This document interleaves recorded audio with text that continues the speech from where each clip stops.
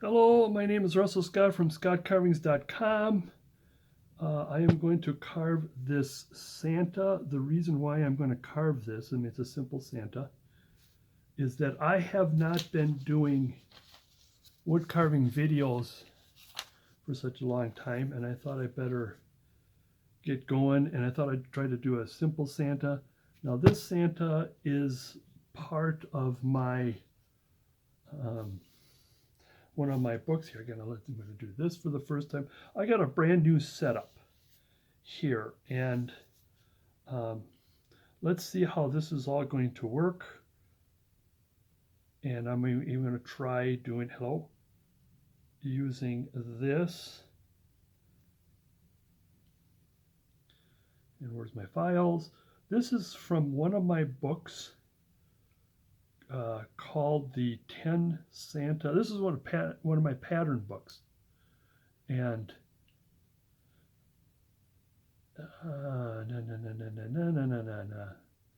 I had it all set up, and then it just kind of faltered on me. Where are you? Where are you? Where are you?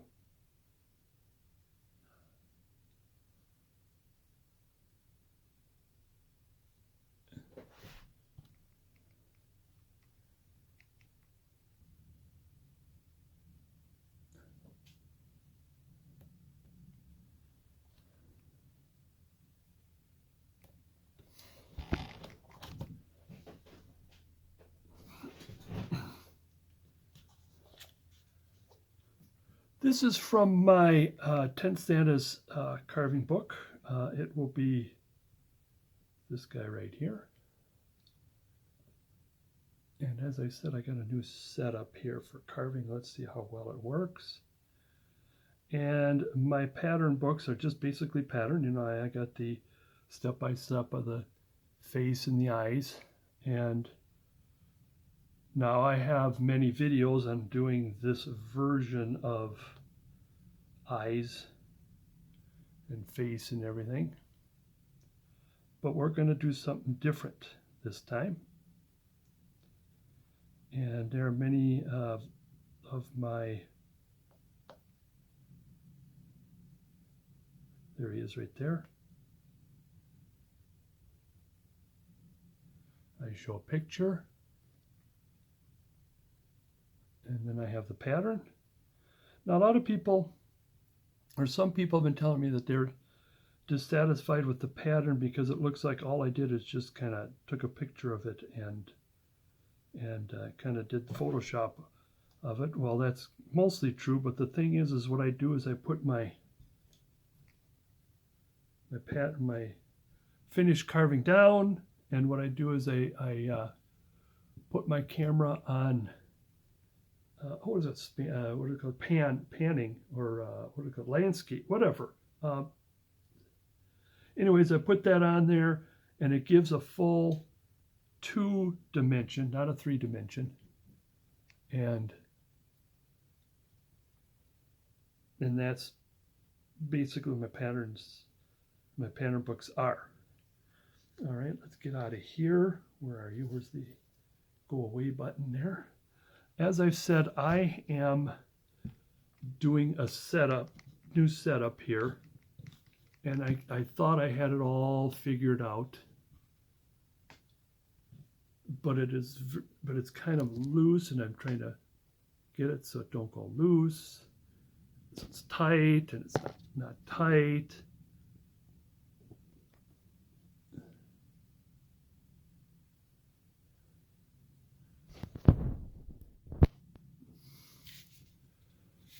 Now, as I've said, I've got a new setup here.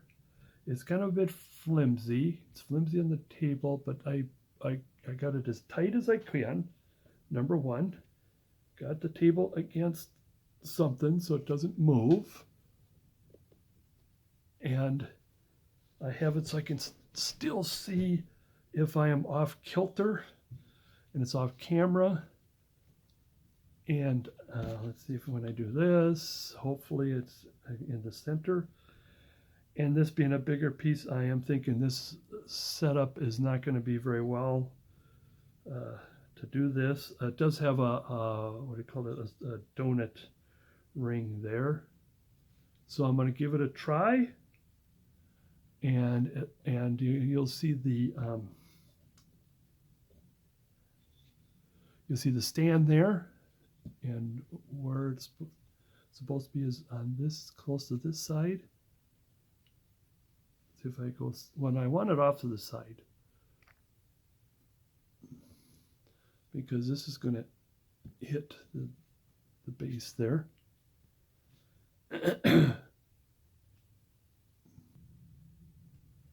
And I pulled it out a little more. I put my camera on stabilization and all that. So let's get started. Like I said, I have not made a video carving video in a long time. You can tell my voice is even more rustier than before. This is the pattern. I printed out the pattern. And I want my pencil and start the center line. Now I think right now, I don't know, I might put out the pattern for this because it's going to be a little newer or more updated. One of the main reasons why I have not done videos in a long time is because, well, not only been having the blue period, I guess that's what one of the problems, and at the same time trying to learn new wood carving techniques from some of the carvers on woodcarvingacademy.com. Check them out. One of the things here is we're going to do the center line and half of this for the arms. Now this is a tall, thin, old world Santa. This is not a whole Santa. And the other thing too is that in this video, it's February, which is a couple days after, I always want to say Halloween, almost the same thing, Valentine's Day. So Santa has come and gone, so we are going to just carve this for the sake of it being kind of, I think, an easier Santa, an easier carving. I'm going to use all of this here and have it come in a little bit.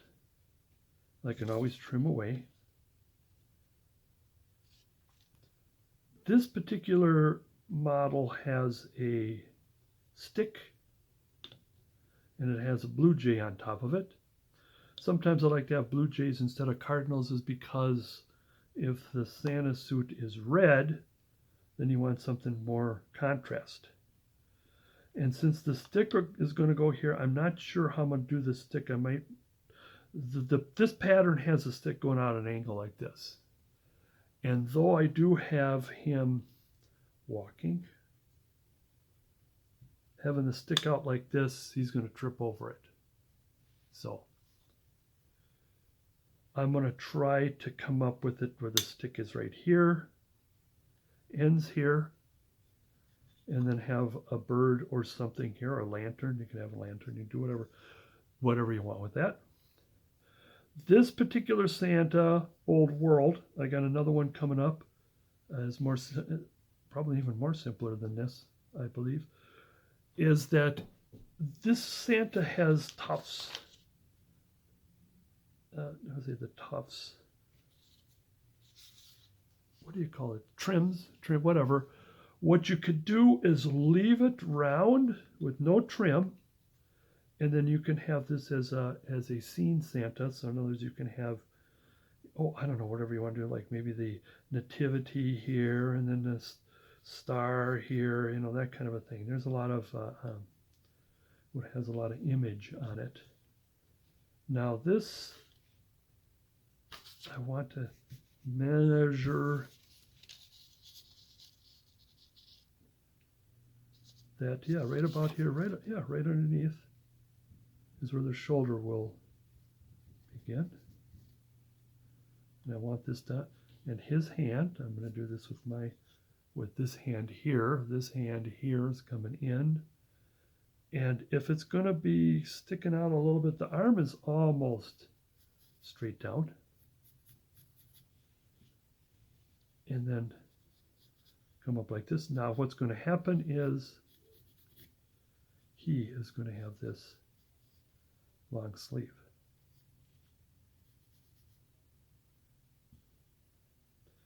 And that don't look good right off the bat. And because in this end, I think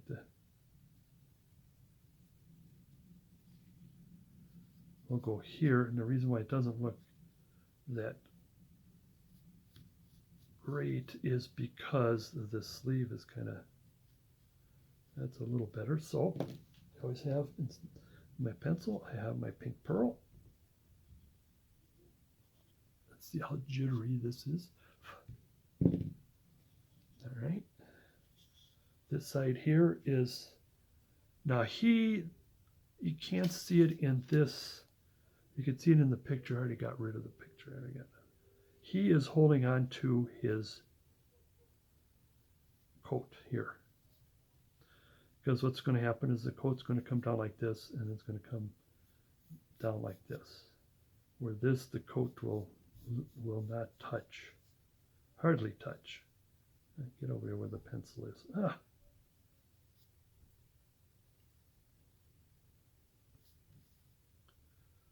So this is going to be like this. This is going to be this. This. Now what's going to happen down here is the coat is going to come out like this and come down because he's walking. Here the coat will come down relatively straight down.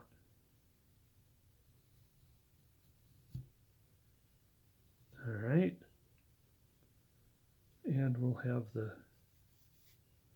tufts going this way. Now a lot of this, I'm just writing this in because a lot of this, when we're hogging all of this out of here, is probably going to go away. But I do want to put, one of the things I always like to do is take the V tool and put the arms in to kind of pretty well commit to it.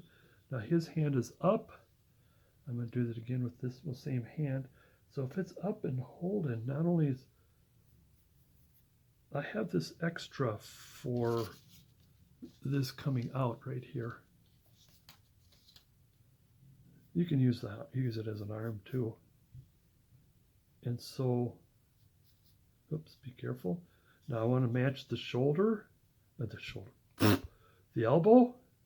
The elbow is about here. Yeah, it's right where that is. So the elbow will come down here. But, of course, it's going to continue on. But the difference is, well, I'll get to this. They're going to measure between here and here. What happens is it's going to end here. I just put that in to make sure I remember. This back a little bit.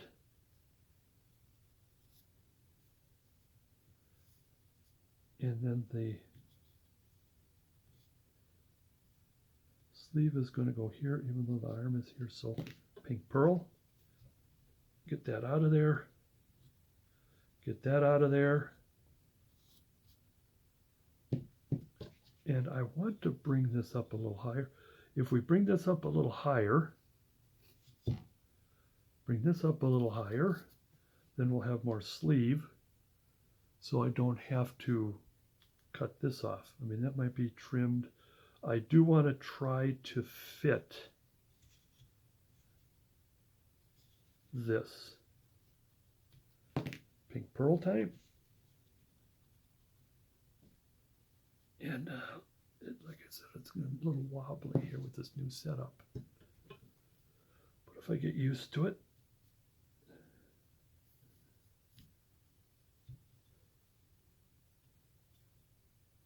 so if I were to keep that, maybe a little more, this from here to here.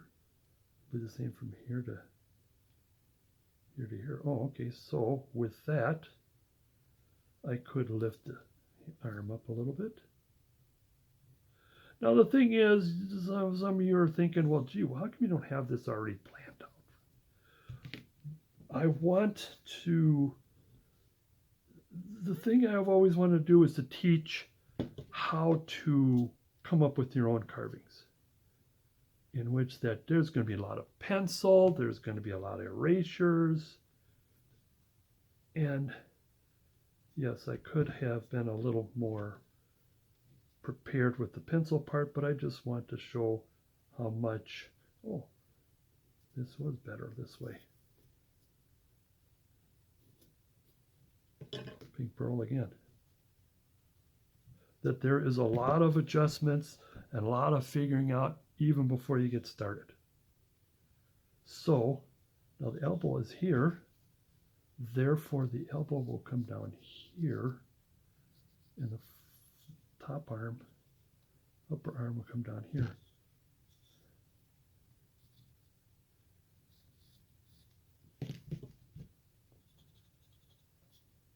And we'll do some adjustments between all of this.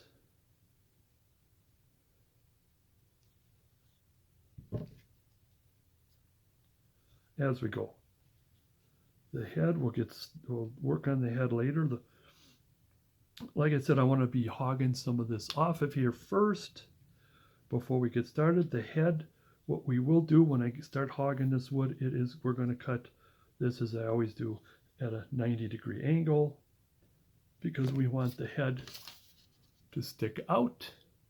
I got a little more wood there because two reasons. One, I'm a little uncomfortable with this, the profile of this head, that the head might be a little smaller, might not be, but so I add a little bit of, well, I like to keep, I don't like to take the saw and just take a little bit off. I like to have the control of being able to do that.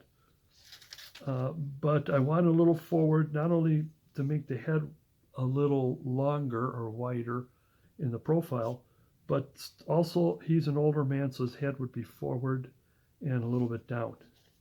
And I'll see if I can keep that going. Now, a little forewarning, the cat just jumped up on the table, and I might have to turn the camera off and shoo her off, not only because she will be a pain for the camera, but also for this thing wobbling. No, come on, shoo, come on, come on.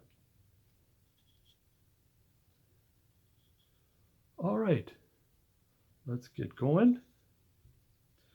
I'm going to put my, well, before I do, wet the whistle a little bit.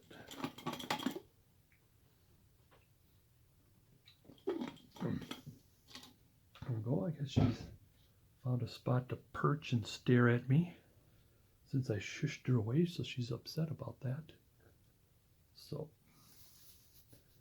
like I probably have the same glove for my cuticle glove that I've had for a long time. One more thing about watching the coat is I want to make sure we got some nice beard going on here.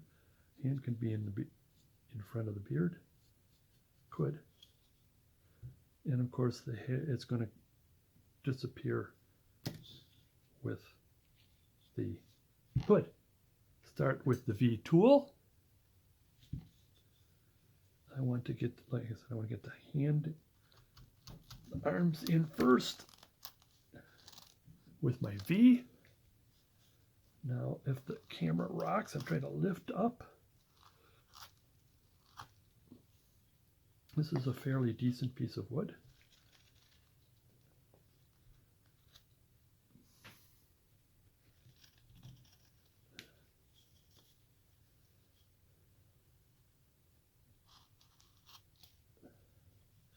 I always use a used beat up glove for my handling of the V-tools and the chisels. So I'm going to bring these out first.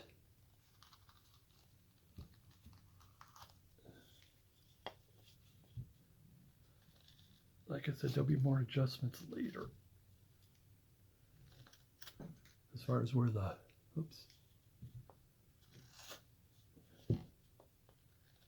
where the arm and everything else goes. So this goes here.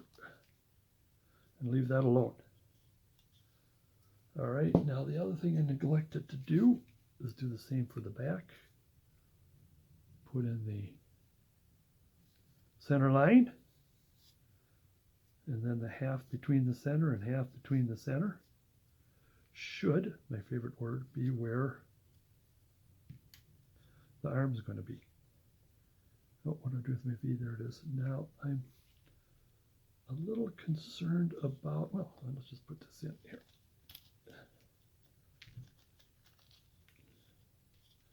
Just to kind of get it started and a little bit of committed, as it were.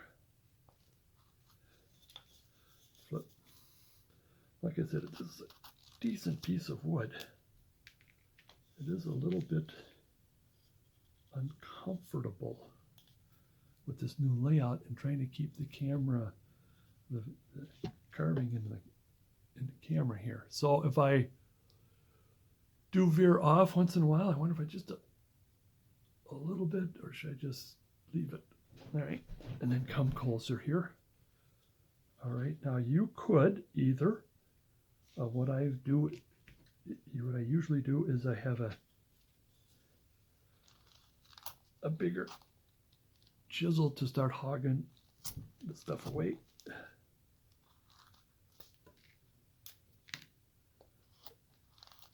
I could probably get it started and then get into it with the knife.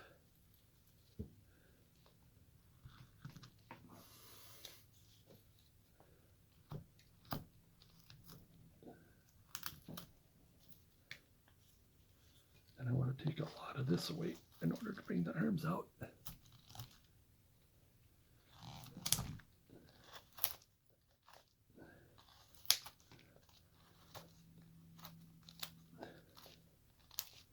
Usually this is kind of I'm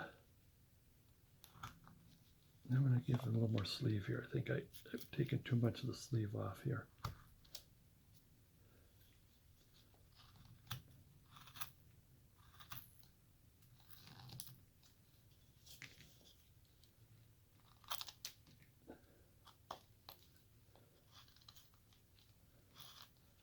Yeah, I'm going with the grain here, which means it's going to pop off, so be careful.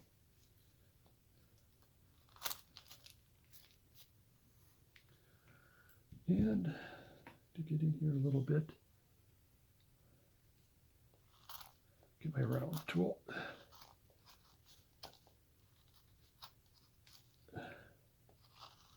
Now some people like to start with the larger round tool, and that's fine.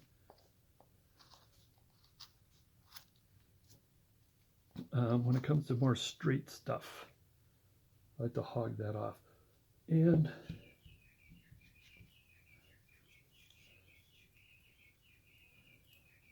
it is summer tanager o'clock, which means it is 10 o'clock.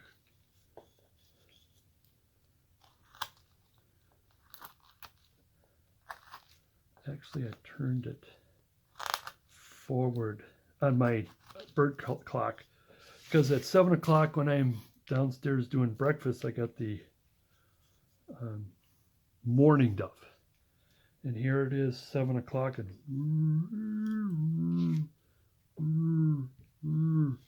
no, I don't want to go back to sleep. So I put it up a little bit. I think it's a cardinal. Now I would do breakfast too. Let's get the round tool in here. So yeah, do use your round tools a lot. In fact, I got one. This is my, what's the largest of this? Oh, what's this medium? Yeah, there's the medium. And I got one that's much larger. So I'll just keep that going with this.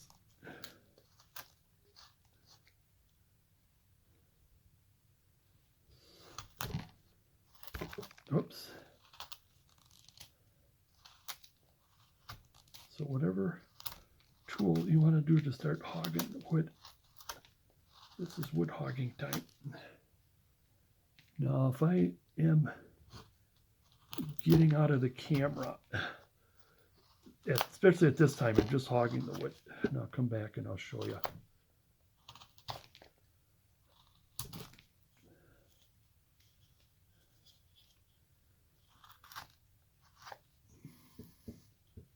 Because I know this, where is it? Right here is the center, and that's what I'm trying to stay there. So we're getting it going here. Now, I hate cutting using the chisel like this, where it kind of flies out, but it's just kind of difficult to hold on to this and carve at the same time. I mean, I'd be carving right here. You see, I'd be doing this. And we can't do that when I'm taking pictures here, videos here. Okay, I'm going to finish hogging with two things. With one V-tool. I want to make sure that I want this, you don't have to have this foot stuff in. And if you want to, in the back, do the same thing with the heel of the other foot, I'm leaving that. But we could do a little bit, I can't get underneath here, is we could do almost like a kind of an egg, funny egg shape. So in other words, the foot, can you see that? This foot is forward, and then this foot is back. So if I can remember to save some of that, because this is what I'm going to do next. Get this out of the way. I did commit to this. I'm just cutting, not missing anything if I get out. Now I want to, when I hog this, I want to make sure that this part of his coat comes out.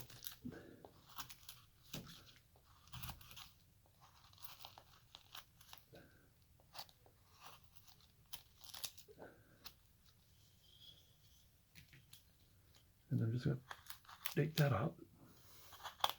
Like I said, when in the hogging process here, if I get out of camera, I want to say you're not missing anything. I'm just simply taking the wood out.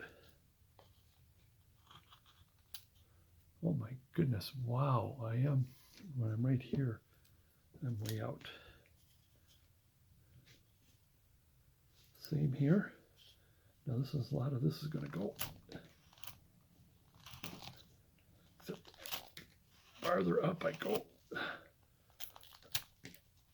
the more chances I can hit the back of this holder here.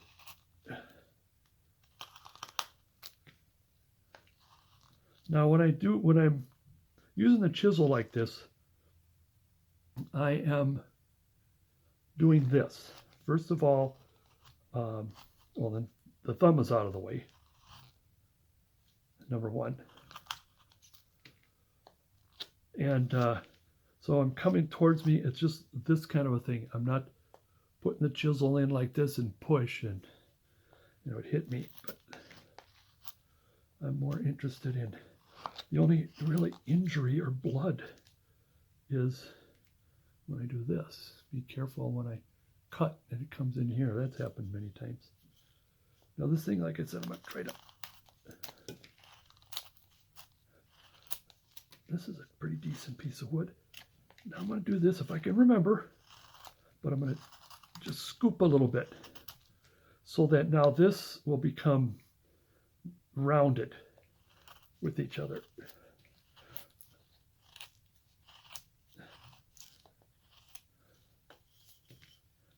I do like using this because you can really hog off a lot of wood.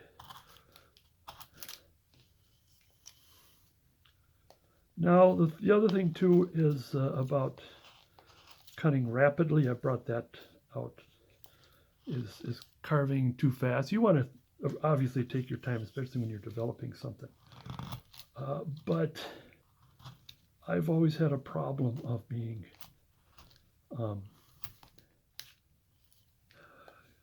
lose interest, got other carvings on my mind, and I should slow down. But there we go.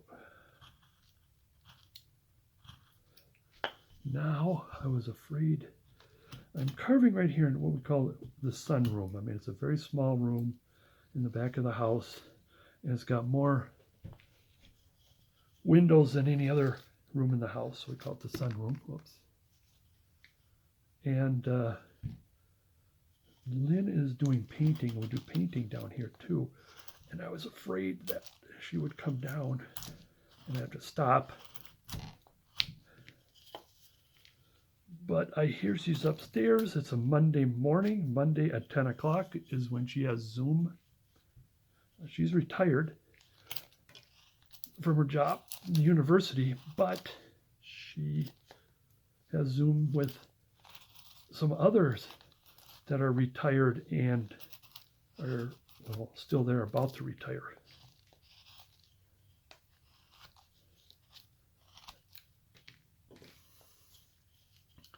Okay, while I got the chisel, this thing, I just got it started. It's doing good. There's more to it.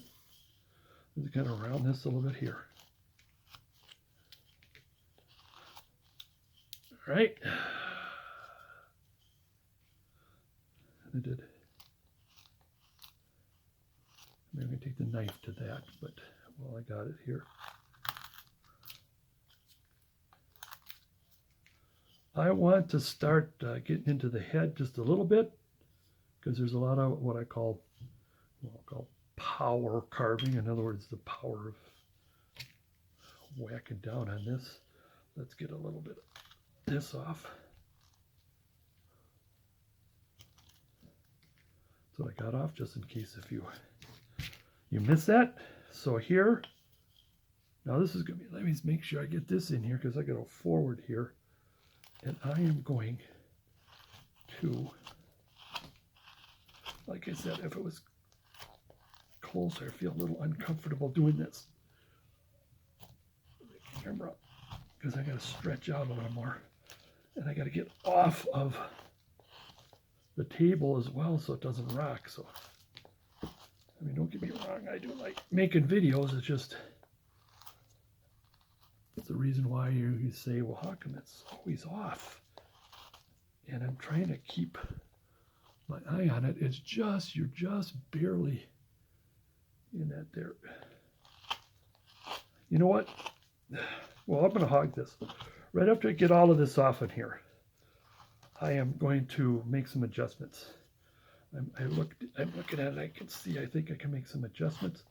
I just want to get most of this off. And yeah, my hand got into the way there. And I just felt it a little bit, but it's a good thing I got a protective glove on my right hand. Maybe I could just do a little bit of this while I got it.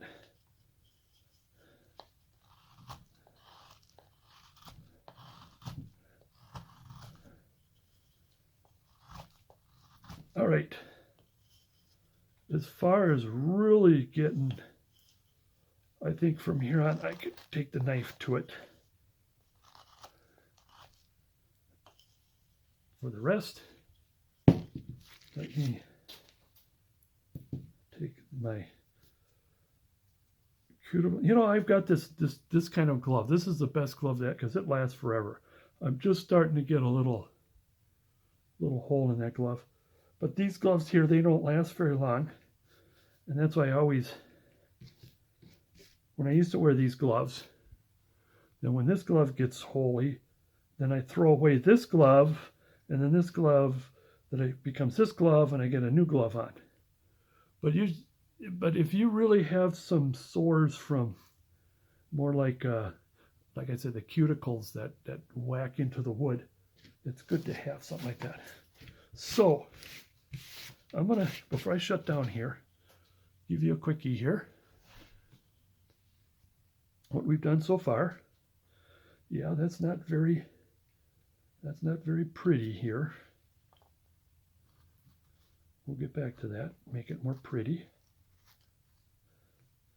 Now some people will say they don't like using the V tool at this point because usually V kind of commits to that, and I agree, but I've got so much. There's still so much to go. If you didn't like this, there's still more to get around. But I am right. Here's where we are right now. Again, it's not pretty because it's all going to go away anyways.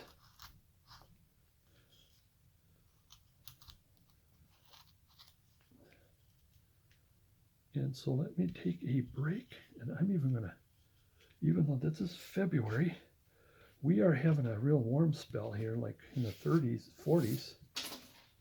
You know, in Minnesota, in autumn time, when it gets down to 45 degrees, oh my God, that's cold.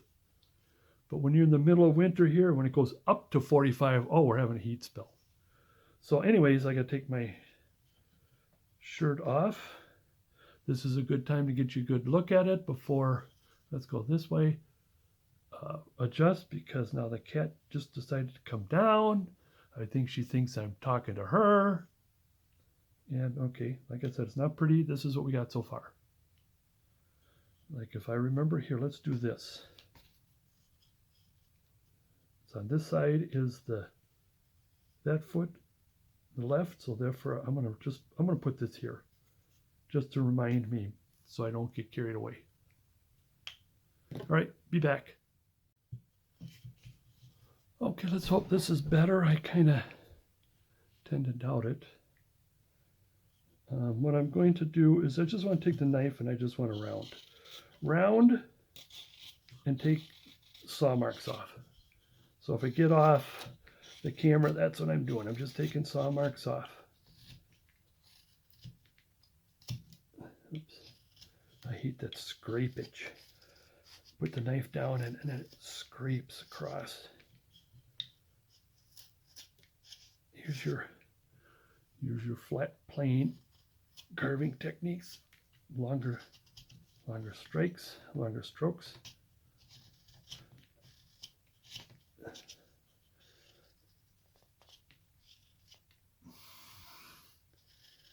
So what I'm doing, I'm just cleaning. Now that interesting is that this knife is sharp, but it still has that kind of like it's a not sharp sound to it. But so at the same time cleaning, I'll just put a little bit of a bow in here. Use the tip of the knife.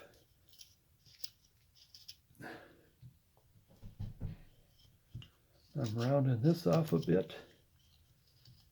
I want to be careful here how this goes down. I'm not 100% sure. Just doing some cleaning.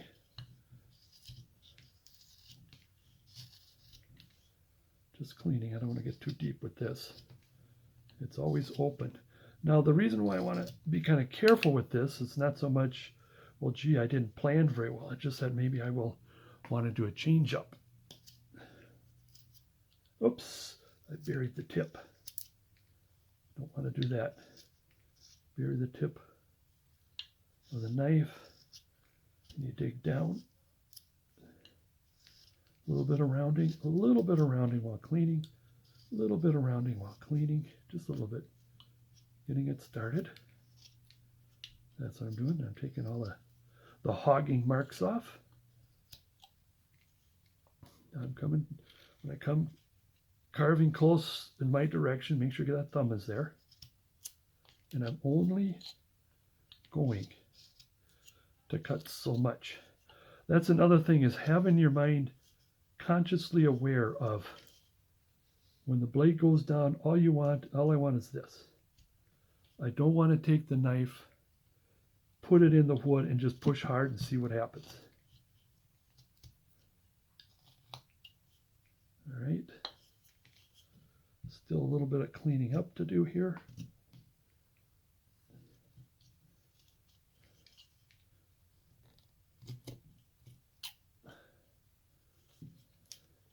Not too much committing to anything yet. It does get almost to the point that you start hogging this out. Then you do a little bit of cleanup and rounding, and you're just a good chunk of the way done. I'm going to save some of this for the beard. Oops. Good thing I had my glove on. I just poked this thing here. Now, when I go like this, all right, I thought I could take, instead I should take my chisel. I got a smaller chisel here. And these are number 11s. I used to do 9s, number 9s, and then I got into number 11s, and I'm thinking about going back to 9s, not for the sake of getting rid of the 11s. It's just I'm finding out that there is a difference between the two. Well, obviously. Now I got my my flat chisel in here just for the sake of, like I said, cleaning up. Not so much hogging.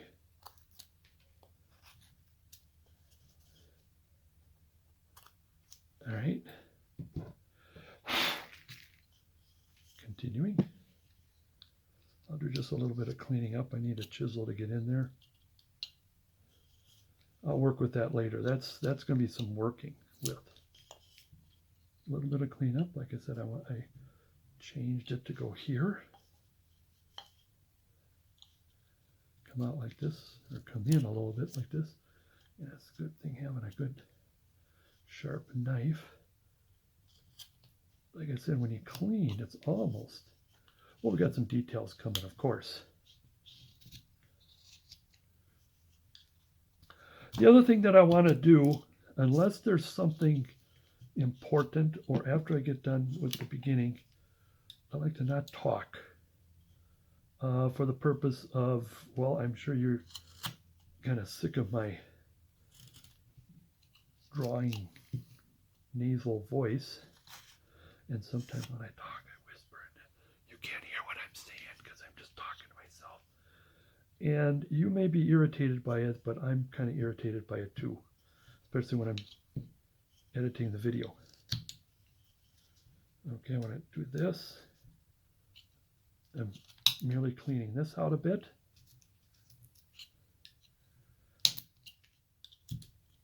Just a little bit. Like I said, I'm still open as to what the beard's going to do. Now I want to clean and round at the same time. That's what I'm doing here.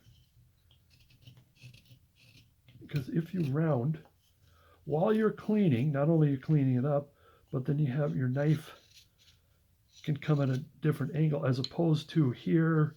Well, yeah, of course you can here. But when you get in this flat, it doesn't, you got more that you need to clean up. So rounding first would be good, if you can.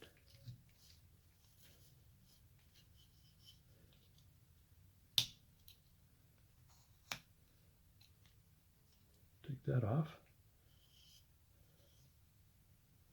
A little bit of rounding, because, you know, sometimes, I don't know about you, but I get kind of, I don't like looking at when it's really crappy like that.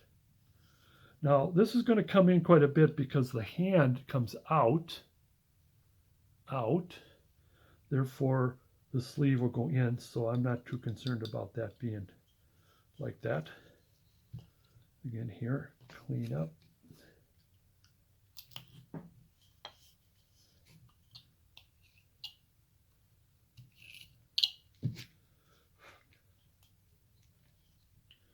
All right, rounding and cleaning at the same time. This is kind of the easier part, the base, like this.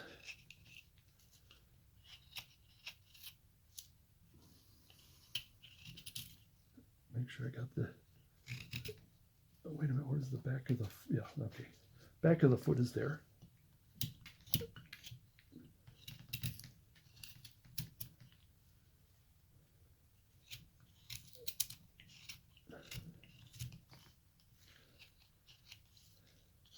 As I've said, I'm planning to get back to doing videos, carving videos.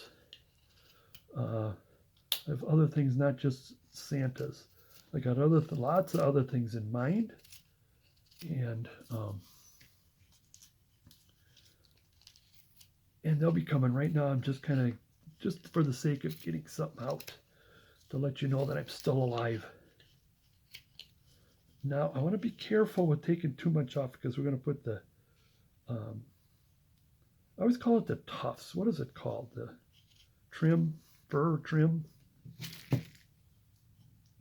Usually I pencil that in before I round, but I'll be a little more open with this. Now this, see, his butt is kind of sticking out, and then this is going down. And then this, what this is here, is that this is a part of the jacket that's, or the coat that's kind of soggy, loose, flowing. So here, make sure I do the tilt here. Like with the tip of the knife, you can turn. You turn and push or pull. I prefer to push because like you're sawing, it can be slight like what I'm doing now. You can hardly tell. Wait a minute, you're not pushing or pulling. I can pull a little bit. All right. Right now, we're relatively clean, somewhat, give or take. Now I want to commit to the, like I said, to the tufts. Let's do this again. Center line. Now this is, I want to figure out where the, right about here will be the beard or more. Usually I like to have the beard drape over the shoulder. I'll just pencil that right now. We can always come back on this. Oops. Yeah, a little more. Pink pearl time. And that's why I make these adjustments as I go. I like doing that. I think it's going to go one way and it doesn't, and then come back and so on. Now he's holding on to the coat. So the coat is going to go like this. Where are you? Oops, it's still flowing, so if I slip, it doesn't matter. Then it goes like this because it's being kicked. Because what we want to do is have it to come, because he's holding on, therefore it comes out, and then it matches this one, this side, and this is just going to go down. Then you got the trim, how much trim you want. Like I said, if you don't want to have a trim, you can do this as I'll bend this up just a little bit. I'll just put that in there just because. You want to have this as a scenic Santa, put a scene on there. Same if you have a Santa, you can have the silhouette of, oh, I'm sorry, this goes like this. The silhouette, oh, something's not right here. Oh yeah, this is the open, this is open. That's why I got confused. Then therefore, if that's open, then therefore this goes on.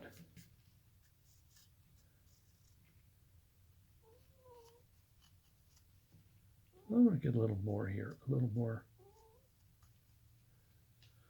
Somebody sees a bird.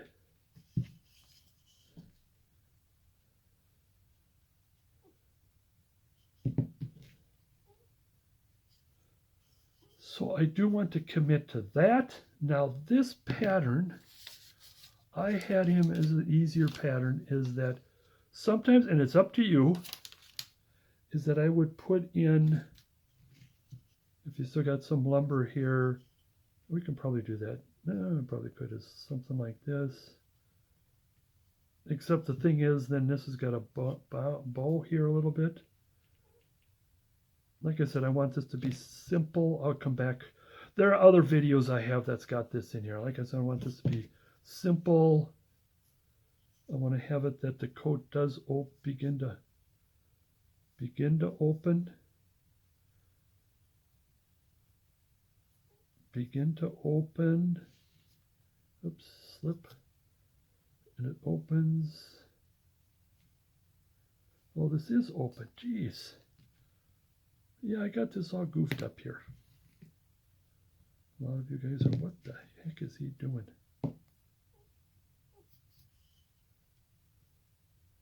And then it opens here. I'm sorry. Open.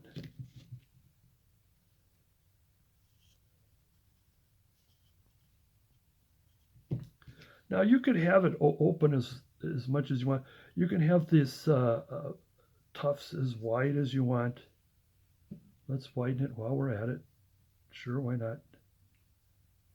Why aren't you more prepared? It's because I like to keep thinking as I go. And I just don't want the pattern to just be so rigid. And that's the way I usually think about carving these things. And so you're seeing how I'm thinking and carving at the same time. So I'm not particularly, yeah, there should be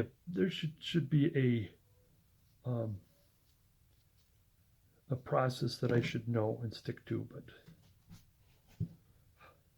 and again, I haven't been doing videos in a while, so you're going to have to be stuck with me for a while.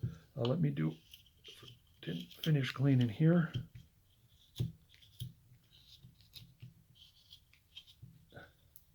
That's what I'm doing. I'm cleaning. If you miss it.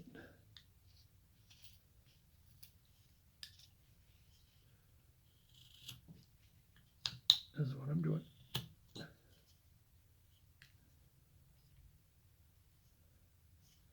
Let me make sure I didn't want to do that. Okay, let's get committing to the trim. Cuticle glove back on.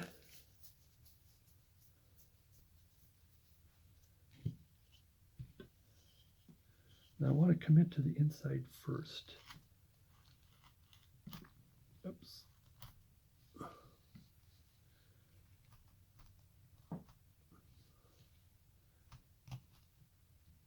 Oops, don't get too far off. This, like I said, is going to be over here more.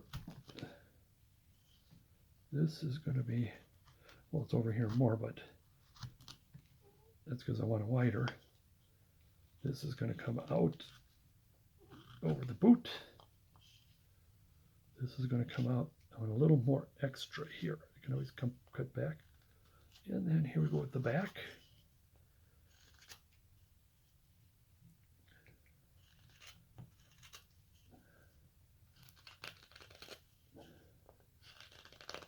It's a little stiffer there.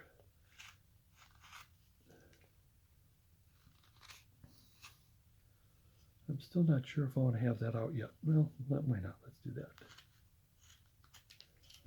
But it's just the heel. Oops. It's hard for me to do this and stay in the camera at the same time. There. Okay, that's a commit. Next commit is this here, because what's going to happen is this is going to stick out. It's going to stick out. And so all of this is going to go away. Same with on this side here. Now this is going to go away here, but this is going to go much farther back. Now there should be a little more wave to it, or like I said, this is very simple and it's more stylized. I'm not going to get too much in the waviness of that. You see some of these books that show creases and all of that, and you can put that in there. I'm still going to use this, all of this extra here.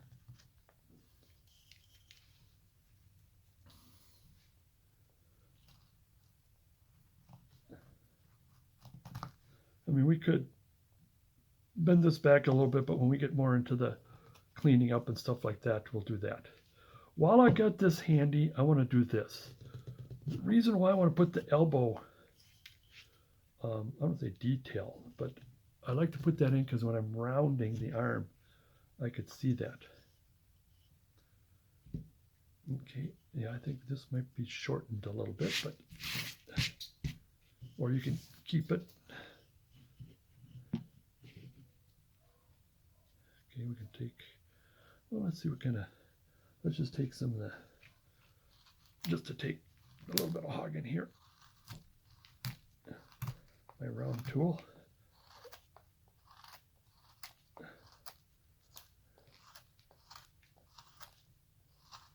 And then we'll come back to rounding it, you know, inside more. Right now I just want to get some lumber off this side here. This is what I've been doing just in case if I got off camera. And I've said before, I strongly recommend you go to woodcarvingacademy.com, and there are just tons of good videos. And you got your character carvers in there and everything. Okay, so we've kind of committed to that. Take this off.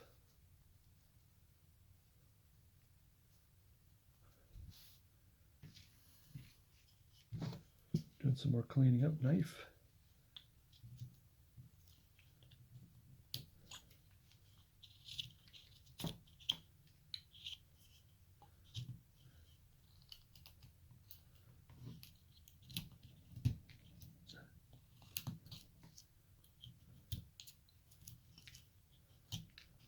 Take some of this. Now this I don't want to take as much. I'm going to leave that alone as much as I can because I want this hand to be sticking out more. All right. Then we can cut this.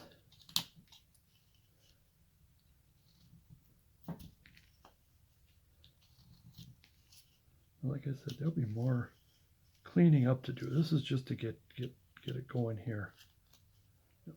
Take the pencil mark off, so let me know. Screwing up there and thinking which is which. Let's put this in. More detail on that later. We're still just hogging away here. Now we're at medium hog instead of heavy hog.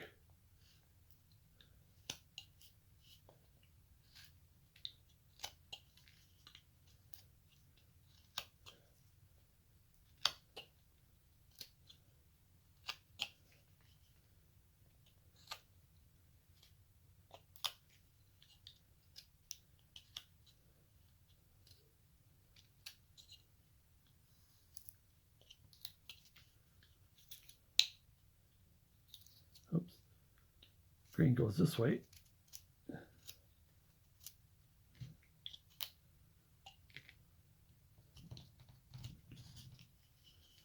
Okay, we're going to take around this a bit.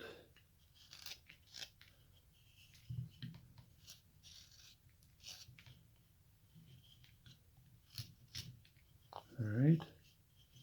Now I want to take this off here. In case you're missing it, that's what I'm taking off right there. Stop cut. Careful stop cut. Make sure your finger's out of the way. Start taking that out of there.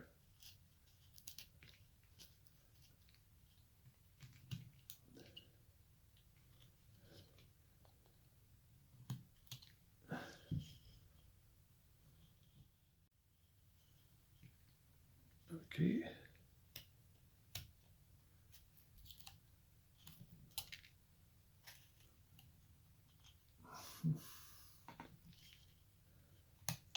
But I saw a message that popped up. I just wondered if I'm running out of something.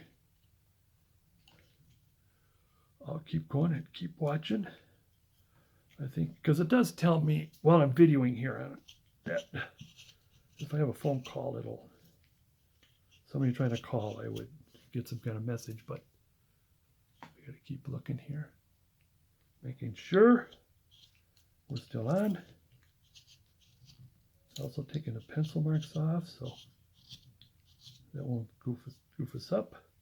Now there's going to be more detail. I mean, I am just so interested in just creating a rough out, as it were. And we'll come back doing like stuff like this, the cleaner cuts. A lot of people like to do clean cuts right away. I like to do that too, but I just want to get things going here. Now, let's do the arm. Sorry about that. Let's put the tufts in. Now, I've done it so that all the sleeves do one thing or another. Sometimes I have it pulled back and so on. Oops, wrong V. Now I'm going to do this without my glove.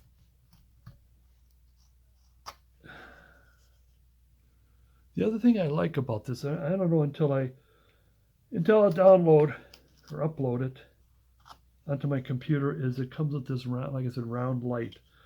And many times in many of my videos, you just see so much shadowing. And I still have to be careful because the sun is moving. All right. Again, more detail later. I still want to leave this here for now.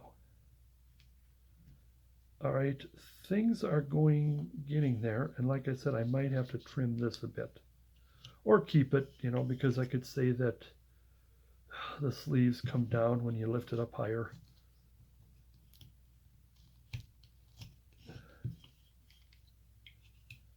And I'll leave that for now.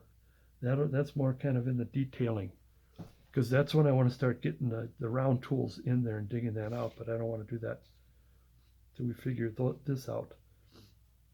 But the only thing left that is I'd like to get going is start getting in the head and face in. I mean, we won't get too much on the nose and eyes and all that right now.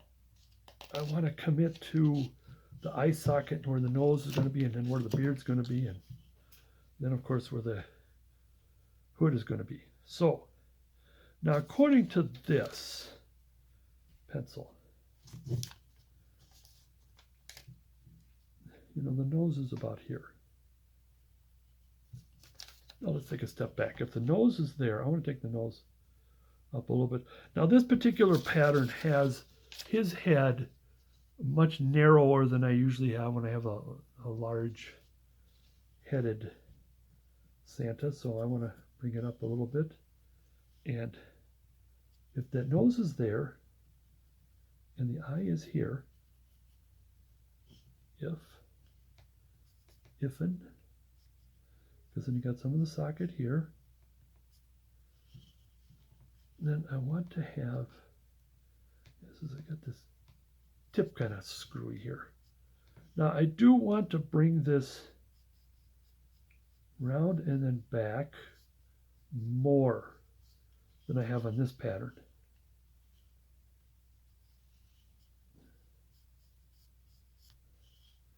Because I do want to have that head coming out. Here, let me do this first and I'll come back to you.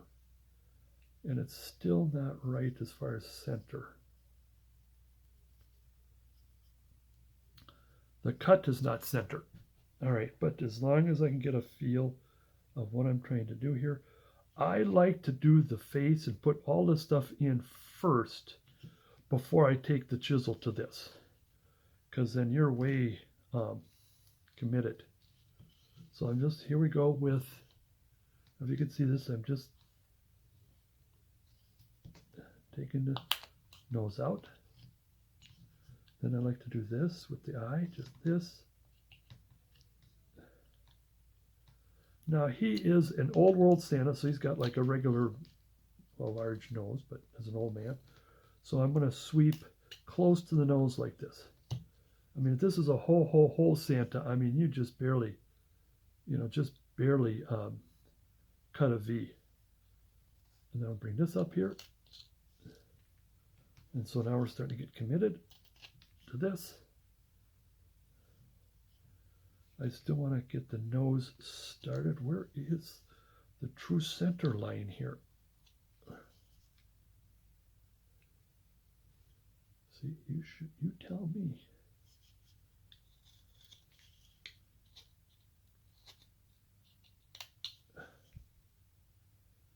I think that's a little better. Now he doesn't have a head tilt or turn. I'll do more of that. I've done some of that before where the head is turned or tilted or whatever, but for the sake of, a new getting back in a simple Santa, he's just looking forward. Now can I still want to kind of get the nose in there? And what I want to do is, can I do this? This is one thing that I'm trying to learn, is to scoop up.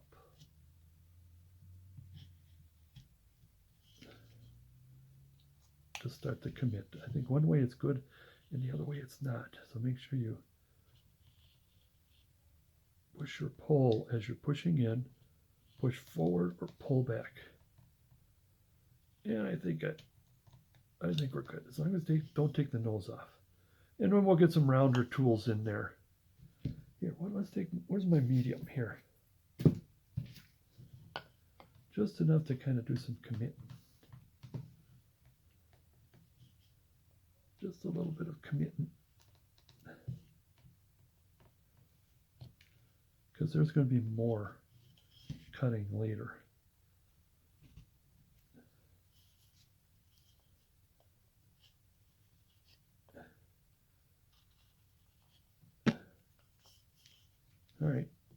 All right, good.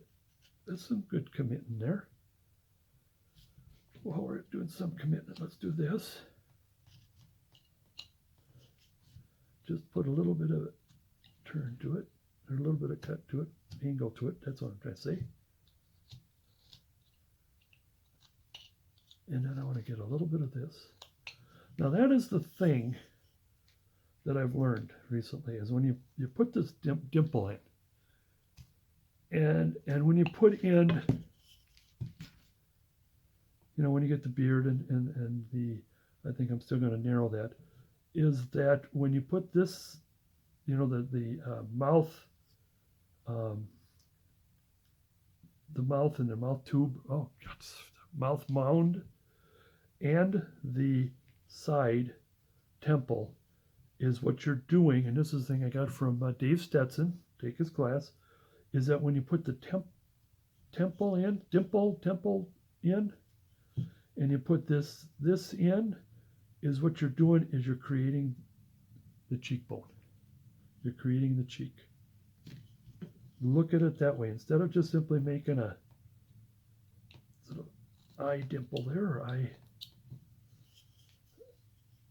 what do you call it? Not dimple. Impression. Right here like this. Not only is that for the eye, but it's for the cheek mostly. And you focus on the cheek doing that, and then it comes out better. So I've heard that from him. I think I did one focusing on the cheek instead of the eye and the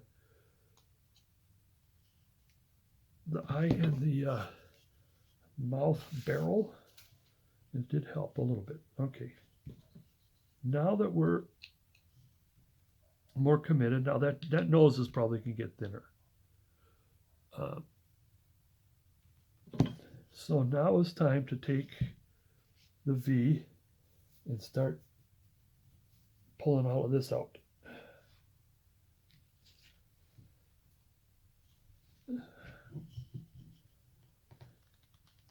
Where are you?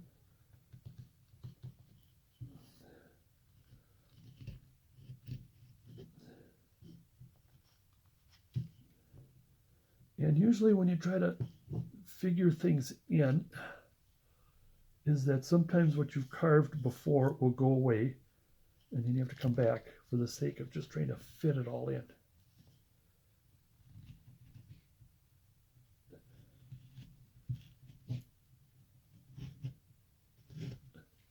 Oops, that's what I did. If you missed that, I just simply put that in. Now, if I commit to this, if, the biggest word in the English language, if. let's careful, get the finger out of the way. Well, I'm doing this because I am pushing down this top cut. And it's hard to do this while I'm stretching my hand out. I'm going to start with this, where the beard will be. And therefore I'm going to cut all that away.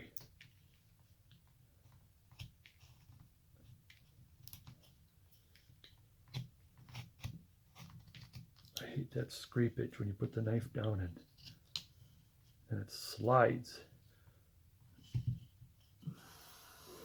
Same with this side. Watch the finger, or watch the thumb. I'm thinking that the deeper you go, then the safer you go when you come back. Here I'm going to watch, I'm going to shorten the knife blade a little bit there and see if that'll help. So don't slip. And see how the face is already starting to get narrower.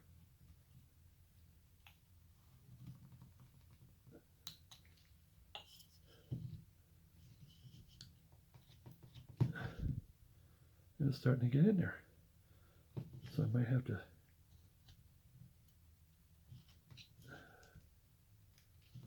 now the thing here is I think I need to take off more of the hood here. Another thing that's bothering me is this right here. That's getting me out of cattywampus. Get this side done. Always check the sides. Okay, that's getting better.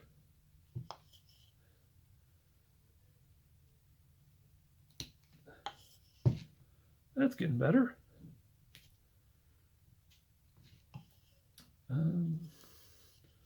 Put this back in for the cheek, temple, eye temple / cheek temple. Get that back in there. Round this a little bit. I think because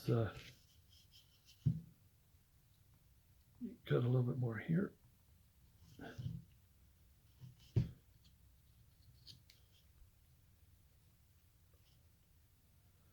All right, so I'm going to keep that there because I want to do some more cleaning up here.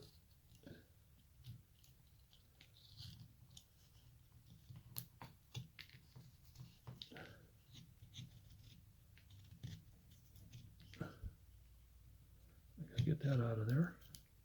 Now I don't have to because I can probably do this and make the beard kind of swing out there. So now with the way things are going,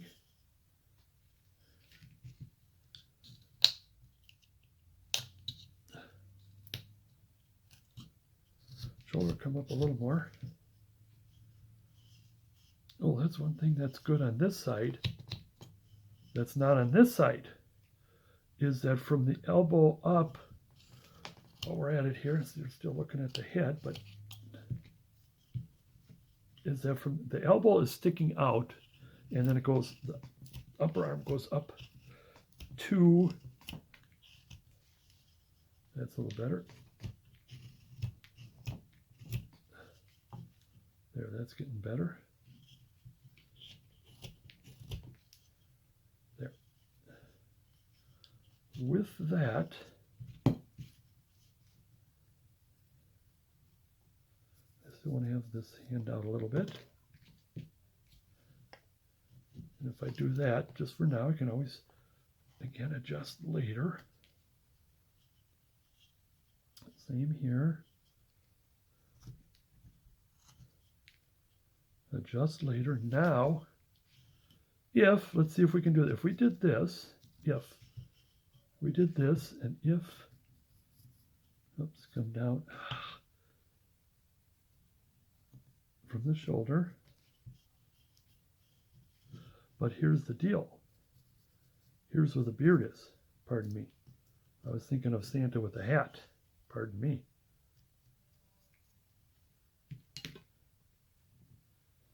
Okay. Then I do want to lift this a little more.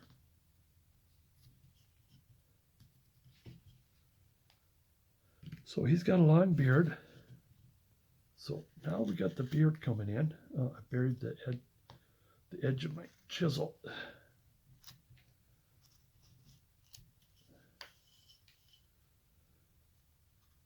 Then we can move on. Oops, that's what I'm doing, just putting that in. To this area here. And where the shoulder goes. I think the shoulder is going to go up a little higher.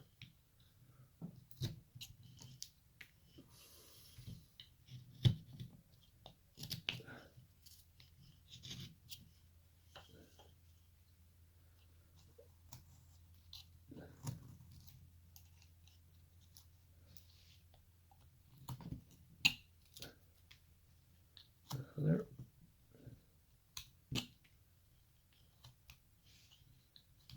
Thumb wasn't, get the thumb in there. Careful, don't break the tip.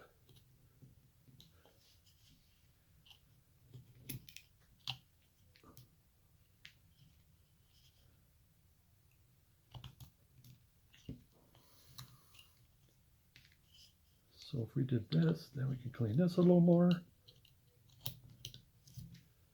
So we can watch to make sure that sleeve comes down from, or the side of the coat comes down because he's holding on to it.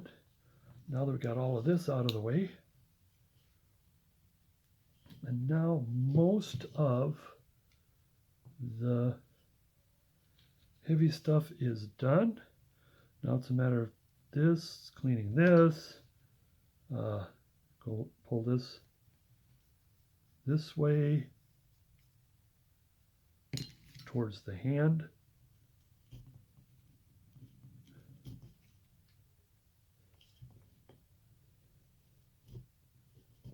I think I need a little more net. Took off too much there. I want this here.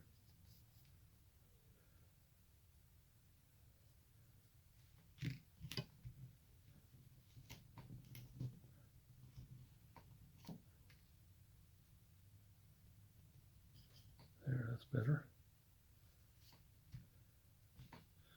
And I'll use the side of my, ouch, V tool. That is sharp right there. That was, and like taking it as a small chisel, a small flat chisel.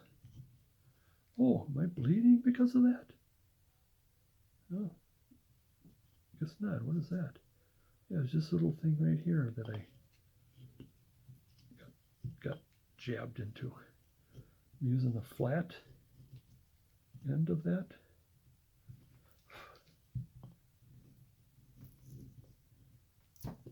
Cleaning this up with the flat.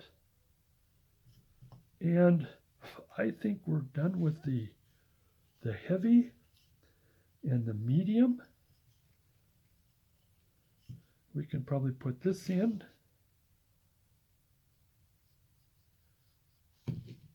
Let's put this in.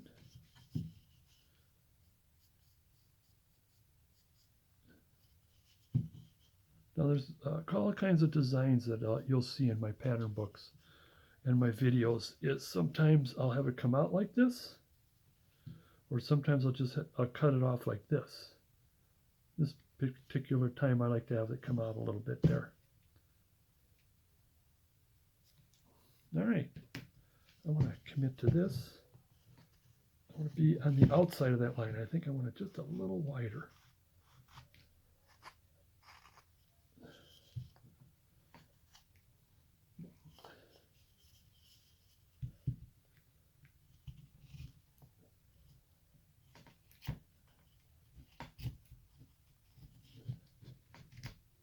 See, I don't know if you're missing it. I'm just coming up to the top here. I can't get it up there and bump into the camera at the same time. That's what I'm doing. Same here with the knife.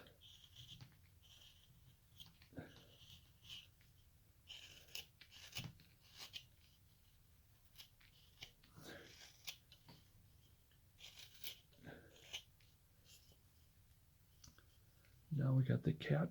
Ethel is just laying right in front of me here. Her butt just barely, is it out of view? Yep, just barely. And I want to clean this, pull this out. And when I shrink the knife like this, when I smaller blade, so if I do slip, it's not going to be as terrible, and it's doesn't have that much of a chance to slip. And we'll come back and do all kinds of adjustments later, because right now, actually I want to take a break. Just do a little bit of cleaning here. So, and also download, I think I could be getting close to done here with the space. Okay, can we do a close up here? And then I got to stretch to make sure. Here's what we got so far.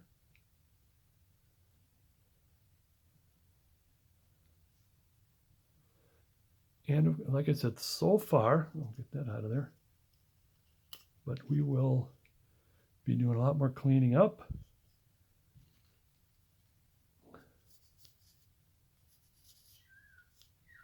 Uh-oh. It's Robin o'clock. It's 11 o'clock. And what's going to happen here, I've just seen this, I just wanted to do that now. I guess it's the same here.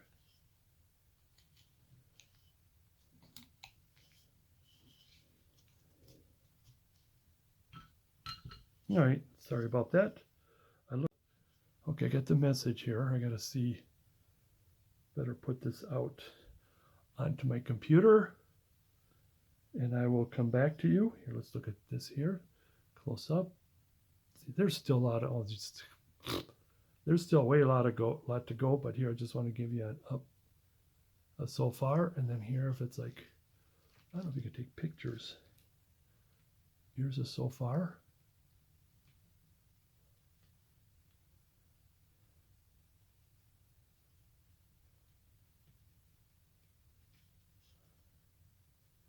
And now I'm just as quiet as the cat. Shh, don't wake her up. Okay, we'll be back. Okay, I am back.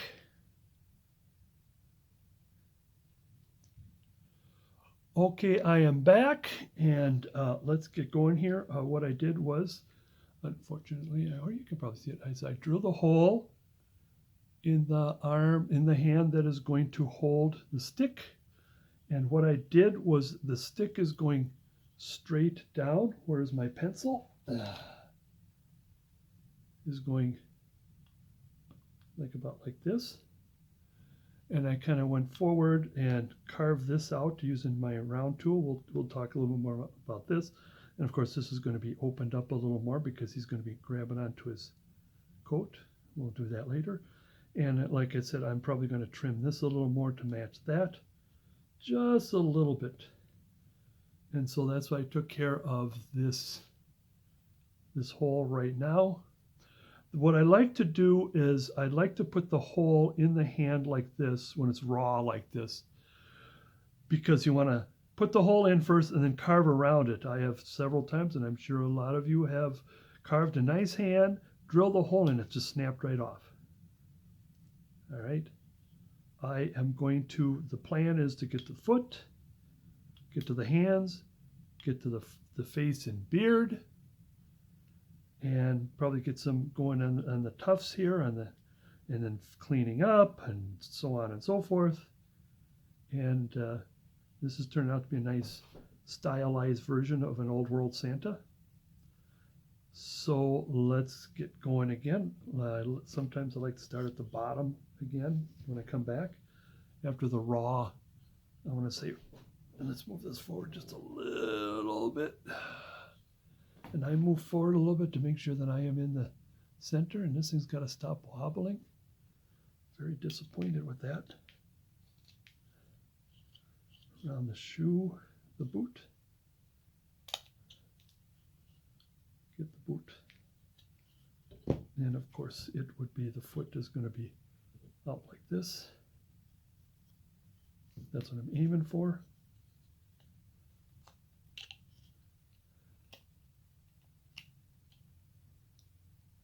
It's still not.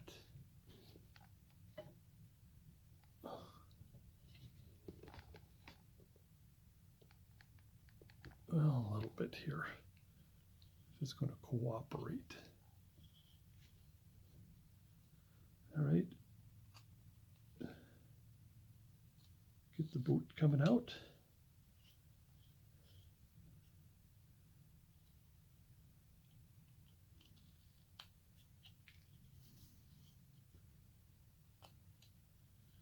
And there'll be more adjustments later. I want to get the boot going, get the getting some of these pencil marks out of there. They're getting kind of closer.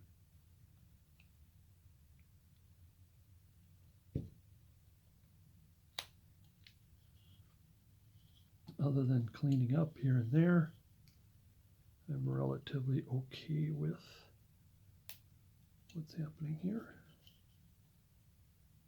Watch the finger. And I'll come back with these little cleanups here. Right now, just make sure we got a good thing going here. And then what I would like to do to clean that out of there is to just lift this foot a little. Some cowboys have this, where you lift that up, plus he's still in the middle of taking that step.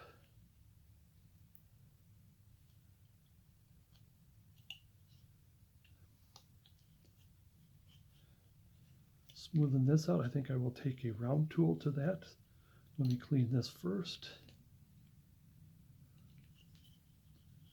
I want to kind of scoot in a little bit, a little undercut there.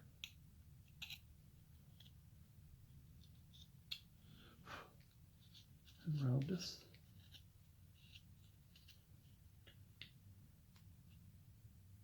Ooh, be careful. That's when I go here. It's kind of it goes. The wood is high here, so I want to make sure my finger's not in the way here. There we go.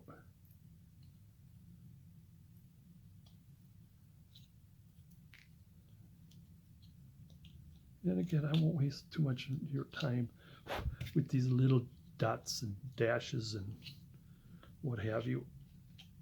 I'll do that during cleanup. Same with under here. Let's do a little bit of an undercut.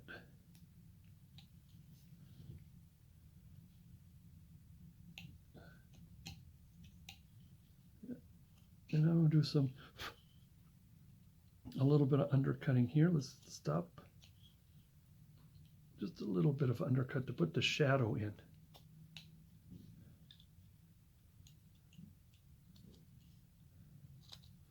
I did say I was going to clean this up later, but and you can see that extra shadow that's in there. I'll clean that later.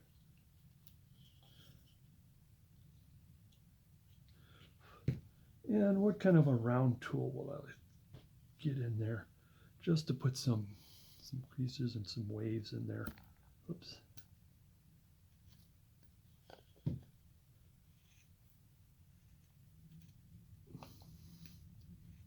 I'm going to go past the border there, the end rather. And there's some, I'll have to come back later. But here we're putting some creases and some imperfections in it.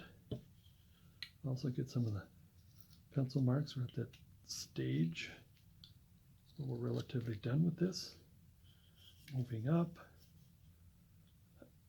Oh, it's kind of hard to hold this at the end. Round this a little bit. I want to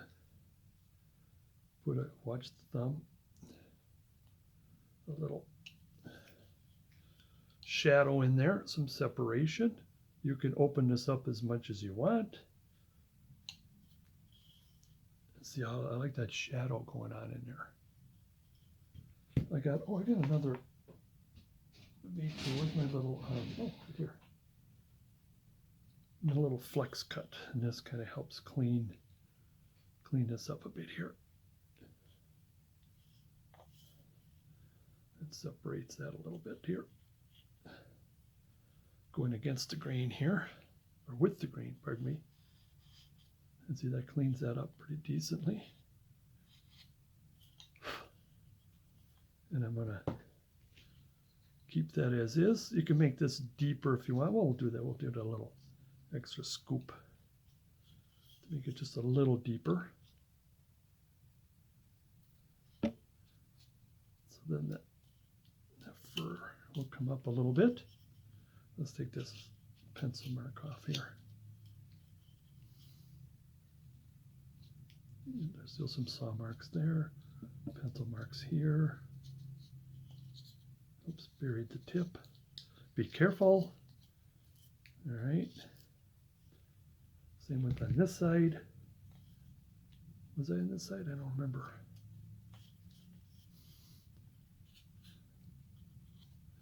Use that's a nice little, I like this little V tool. So I think it's a medium V tool.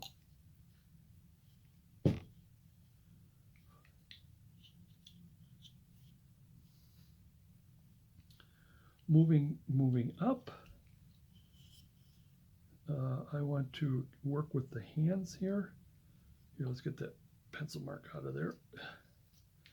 And what's going to happen is, got this here, be careful not too deep. So let's snap that. So I'm going to take this off first.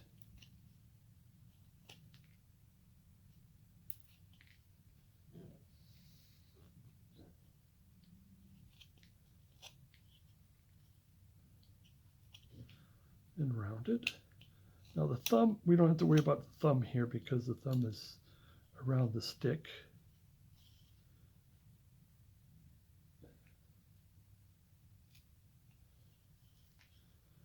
And again, I want to create some shadow a little bit, if I can.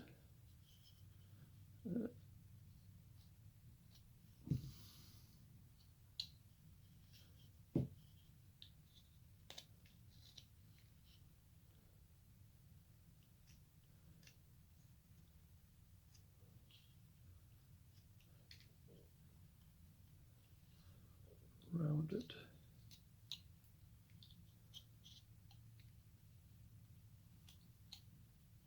So we got this part of the hand right here. And I want a hand. I don't want a mitt.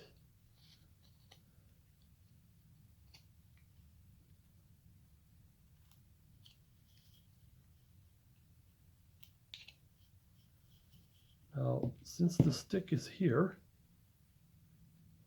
from here to here, we want the hand to come around.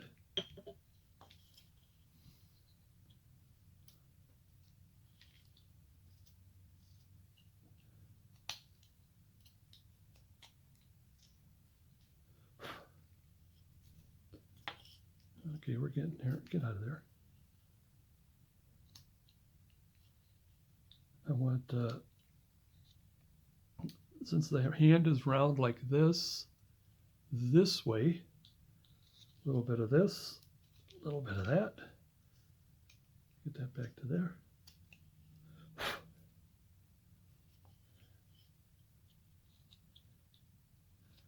Now the hand, what's going to happen is that the sleeve is going to disappear because the hand is, well, stronger than the sleeve. We're going to have some sleeve coming around underneath. Oops, I think I dug too deep here.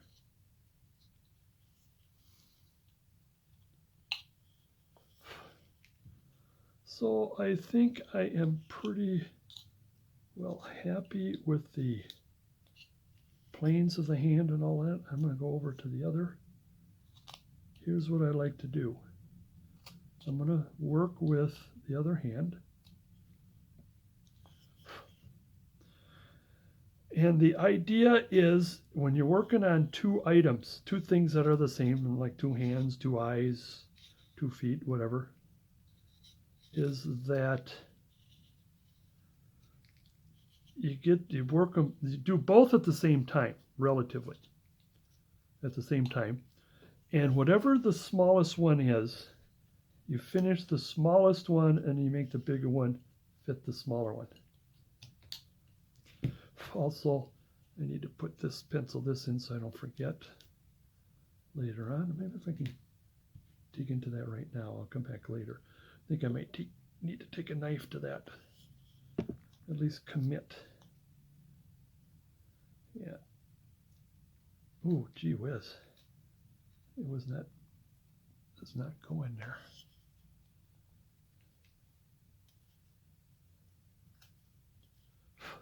Yeah. I'll have to come back to that later. But at least if I commit to it, so I won't forget.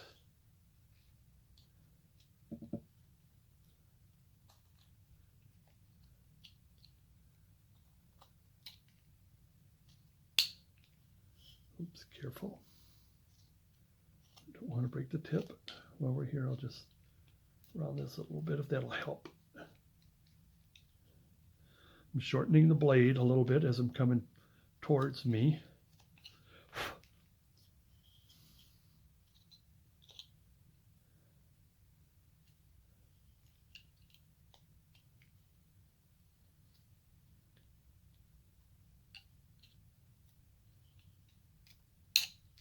Oops.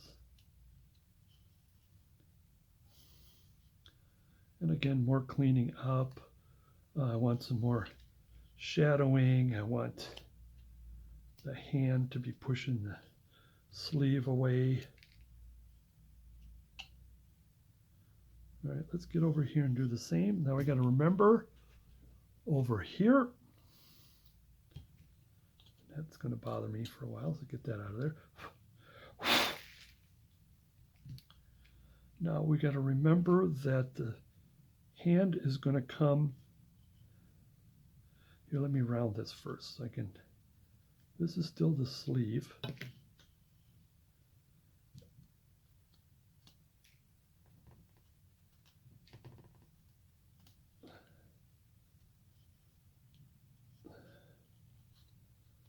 Make sure you get that sleeve in there.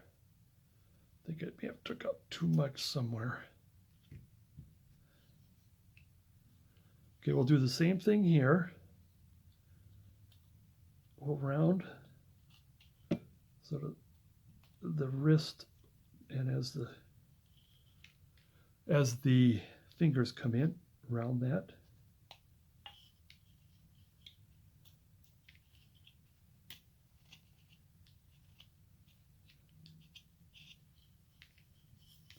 Let me get the sleeve here, make sure we know that sleeve stays.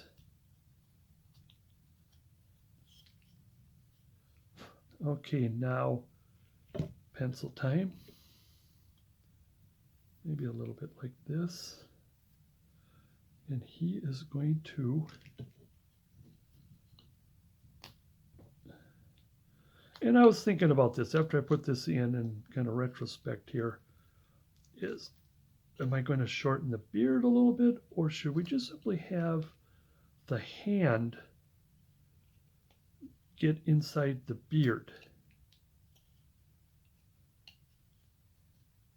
And so the beard is kind of, I don't want to say drape in the hand, but behind the hand.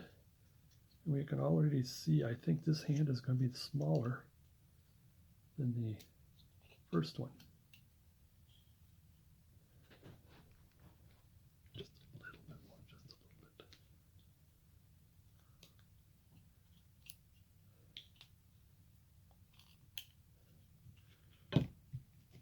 bit. Now I want this to come in here because, let me see if I were to shape the hand. I want to shape the hand first because that hand is clutching.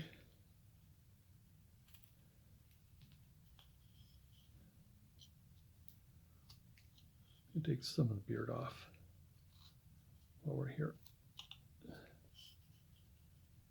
And he's clutching onto the coat. So let's take some of the sleeve off to show the coat.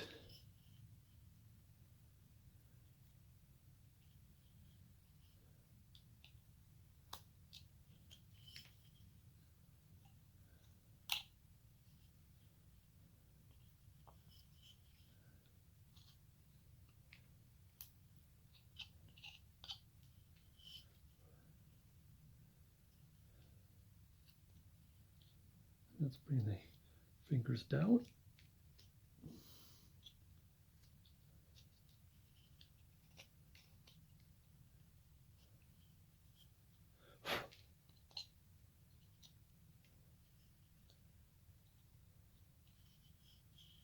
And I'm trying to make this clean.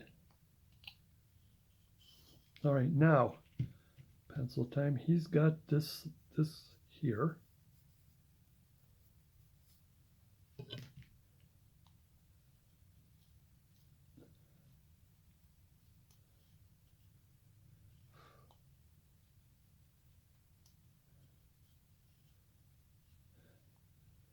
Clean this up just a little bit. Let's take a little quick look what we got so far on the hands.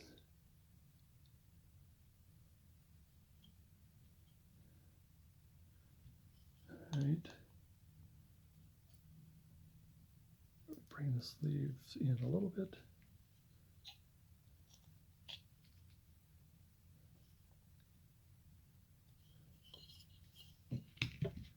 Need to use my little flat tool, aka the V tool. And then we can have, if we're going to keep this, we can have this open.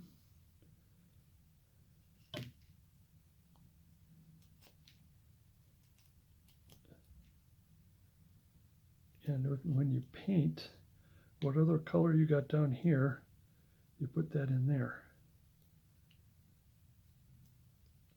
And again, I'll clean that up a little, clean that up later and adjust it later and all of that.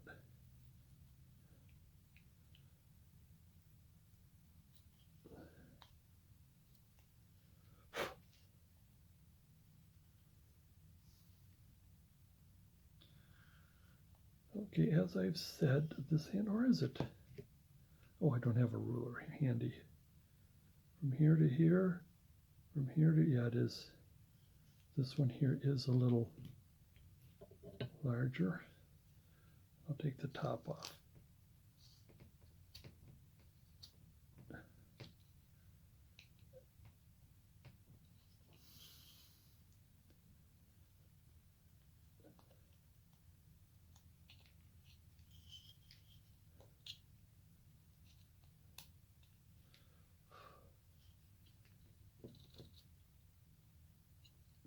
Just in case if you're missing it, I'm just taking the top off.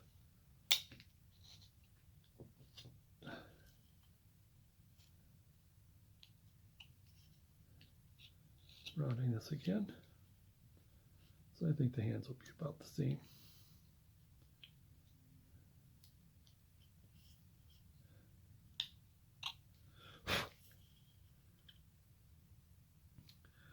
Now, before I put the fingers in, I do want to make these adjustments here.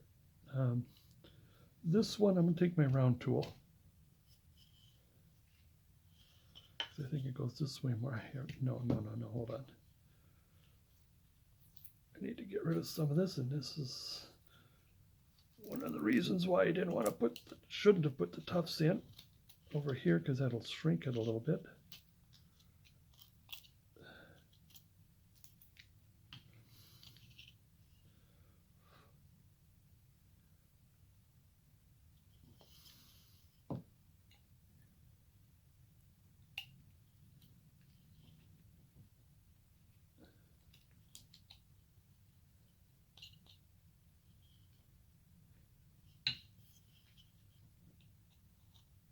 All right. Now I'll take my round tool.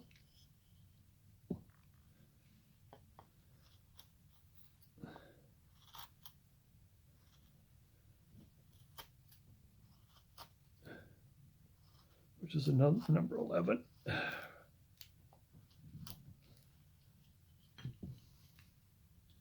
That's what happens. A lot of people would ask, well, what kind of tool do you use? Round. And they want the exact, well, I like 11s and 9s a lot. I mean, I'll be getting back to using 9s more. But this one does take an 11. Now, what I want to do is to, from here to here, is from here this much off. Now I did go too far. That's what I wanted to do because the stick is going to come in and the stick is going to push that back. So let's get this too. Can I do this? Do some chopping with this? Will that help? Well, here I gotta rest. So you're gonna see a lot of wiggling here, wiggling and jiggling. Maybe I'm gonna pull this back here. I'm gonna pull it back. I'm just cutting it. I just didn't want that thing to camera wobbling. So trust me, I am just pulling this out here.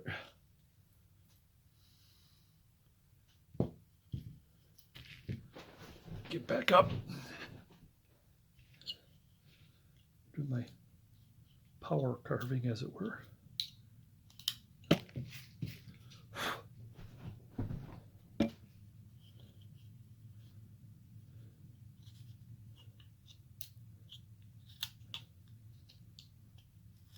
I'm glad I made that adjustment because rounded.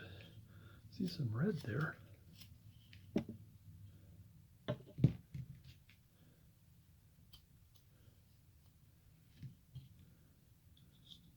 All these little things. I always call it, when I used to work in a engineering department a long time ago, we also had a guy who would do all of the drawings, you know, the drawings with schematics and all that stuff. And this in the old days where you'd have to have pencil and eraser, and you had one of those electric erasers that have the, I think they have them now, where they have you have the eraser in there, and it's the machine that vibrates. And what would happen, especially, and you'd know that when you use your eraser, is that it leaves all these extra little rubber marks. And he always calls them little boogers. Get them little boogers out of there. And so if you ever hear me say, get these little boogers out of here, that's where I got that from. These little, not this, that's a cut. You know, this here, that little booger right there. Look at all these little boogers. The little boogers, get out of there.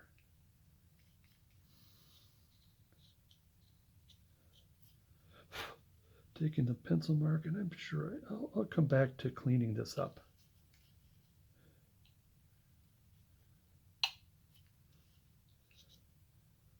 We're just kind of moving right along. I gotta get this cut in a little bit more. Moving right along and getting to the bigger stuff like the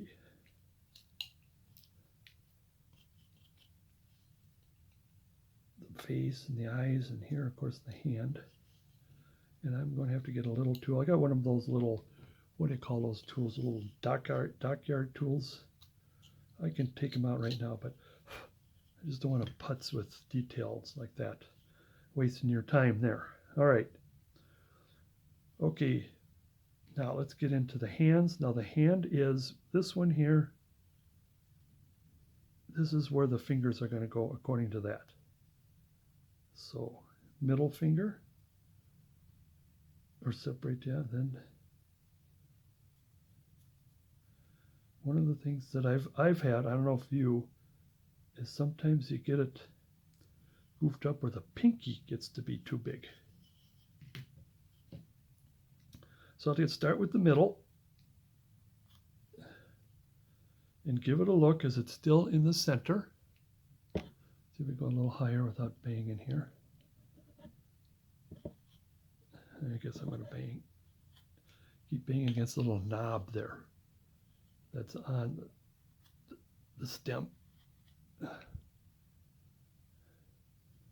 right, I think I want to pull it a little bit more. Back a little bit more. All right. Now I am going to graduate to my little scout here,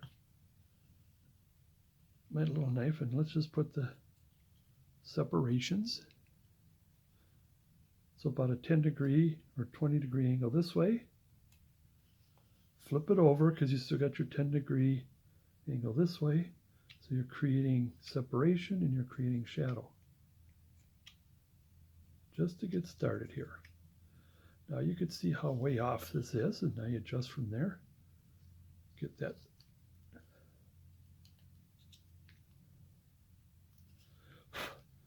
boogers out of there so you can see. Again, I will be making more and more adjustments. I'm going to leave that for right now. I want to do all the 4 fingers right away before I make any more really major adjustments. One of it is, of course, that the middle finger is longer than the other fingers, even though you're in a clamp like this. Unless it's like this, you probably can get away with it, but there's still a little bit of seeing that the middle finger is still the larger finger. Maybe a little more cleaning up here. Pencil marks off. All right, now the 2 things, that's good. The 2 things I want to do is, let's bring this back down here like this. Make sure I'm still in. And then let's shrink the index a little bit while rounding the middle finger a little bit. Now the ring finger is actually longer than the index finger, and of course the pinky is smaller. They don't call it pinky for nothing. And then I'm going to put this little chip cut to round.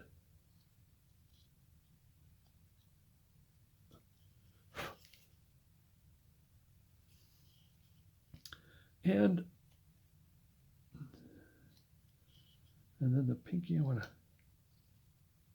smooth that out a little bit. And then get the wrist down in the wrist like that. And it's just a matter of adjusting and adjusting. Now it is under the understanding that the little finger, these parts of the finger are buried underneath. So we're only seeing the top part of the finger. And I think I want to leave that for now because I want to get into more detail. I'll flat this a little bit. Take rounding later, and I might want to later, I'll just put this extra chip here.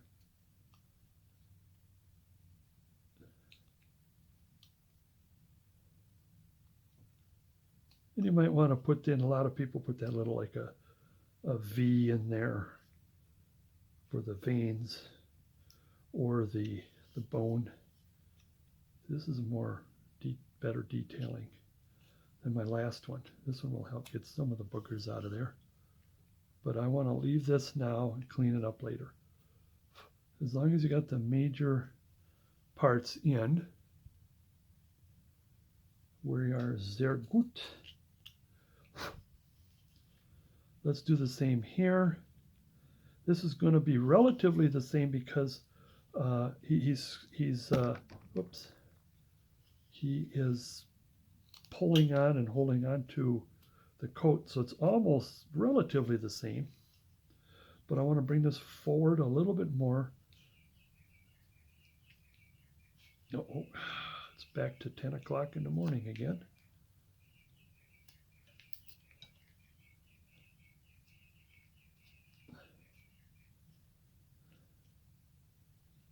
Okay.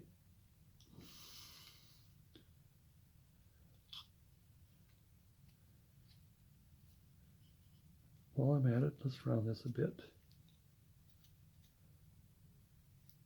There's a chop, a little chop there. And then I want to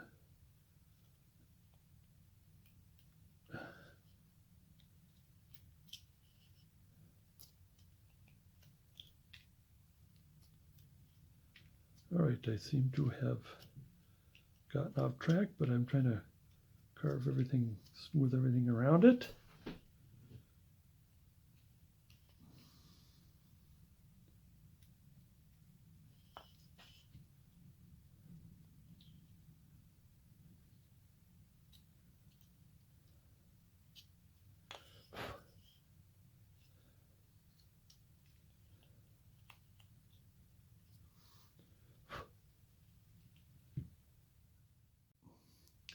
So I was getting kind of tired of this wobbling so much. I tried to do some techniques of trying to anti-wobble it, but I put some extra weight down, and with that weights that I put down, where's my pencil? Oh, I didn't bury it. Now this is going to be the same here. Center, excuse me, to separate the tool, the center, first one, and for the index, for the pinky, get started there. Where's my scout? And that's what I'll do, is just create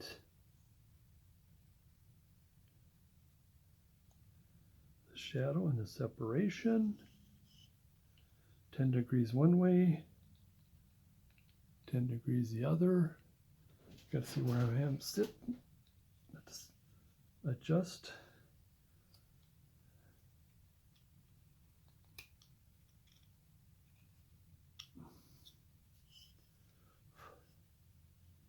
Get back to rounding.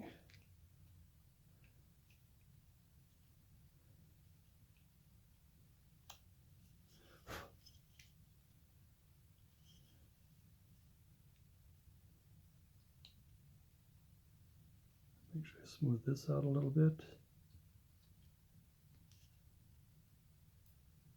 This down here.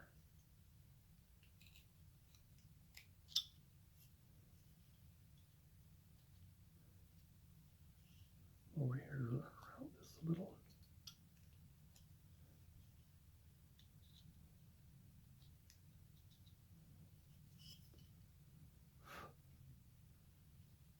And then make sure the pinky is shorter than the ring.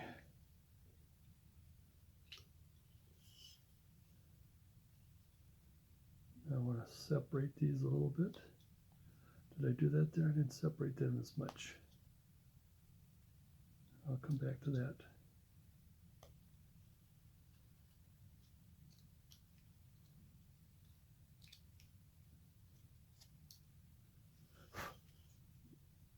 And then I want to do my little cuts here. Chip cuts. Get that booger out of the way.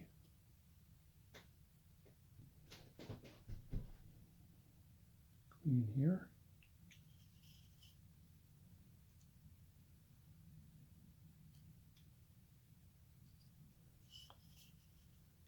And I'll clean this up later. There's a bigger round here.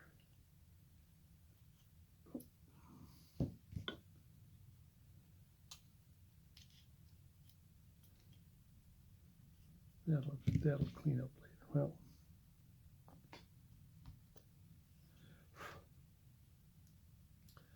okay, there's the hands for now. Like I said, I'll clean it up and come back later and show you. A lot of people, what they do, a lot of those carvers, what they do, let me widen this a little bit, is that they put that extra dent in there. I've done that several times too, is you put this, the knuckle dents in there.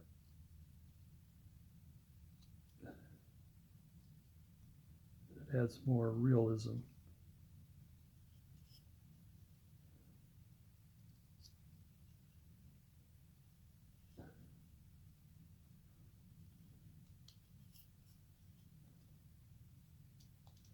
That booger out of there. And again, I'll be cleaning this all up later. And then after I get it all cleaned up, I'll show you. I always do that. I show after I cleaned it up. So this is going to be a little bit difficult. Let's get to the face now. I want to widen this a little bit, because generally, not 100% or not everybody, but I always like to focus on how this is halfway down the nose. And that nose looks terrible. forehead out of there, cleaned up. Not out of there, get that cleaned up.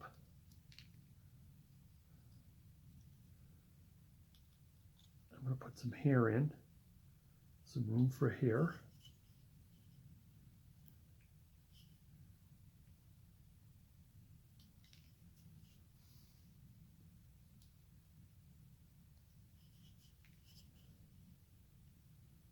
Things are a little easier now that I got my Scout here because it's more of a detail-ish kind of a knife. Let's just shape this just a little bit.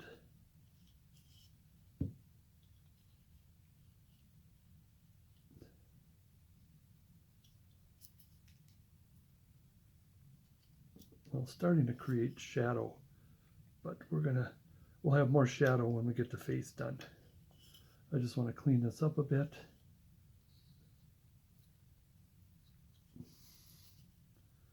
So when we get to the head, we don't have to worry about too much of this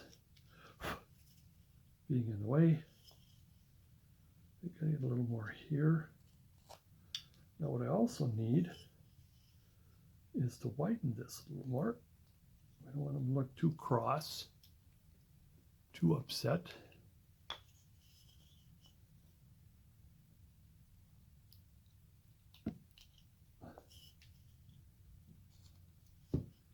Come down on the nose a little bit here. Widen this just a little bit more. Make sure we put that temple back in.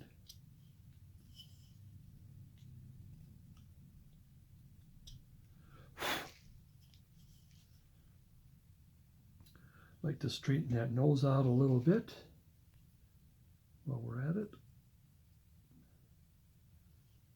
Now we do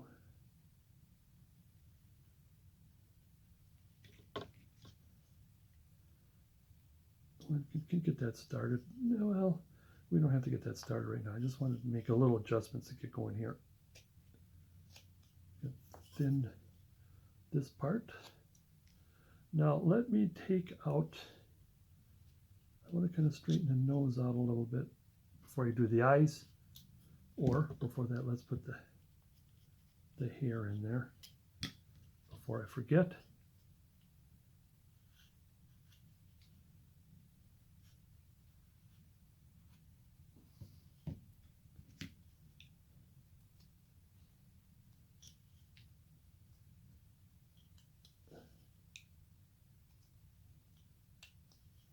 Get back to widening that a little bit.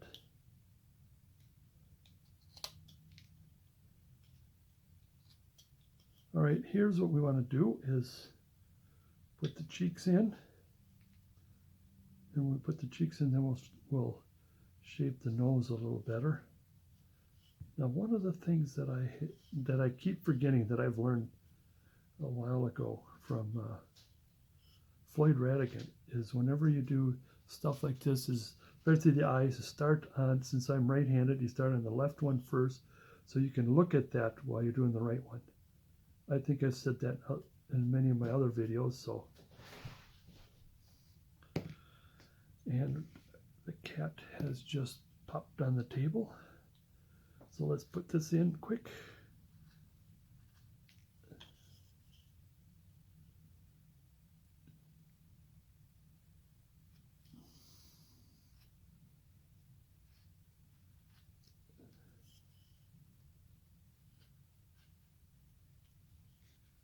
Now he is depending on what kind of mustache you want to put on him.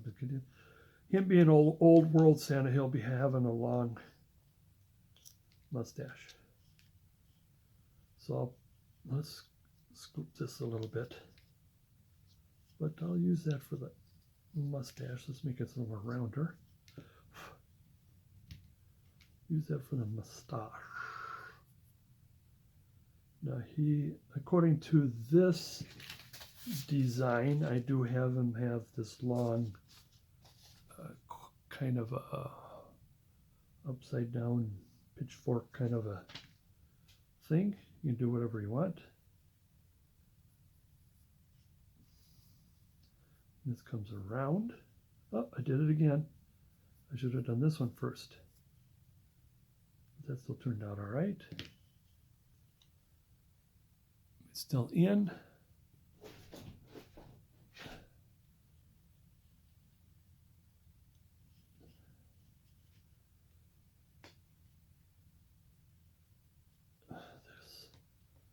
On this side, like still, this is still going up. Careful, it's going up, so some chips will come off. Bigger chips will come off that you'd want. As I thought I was going to flip it.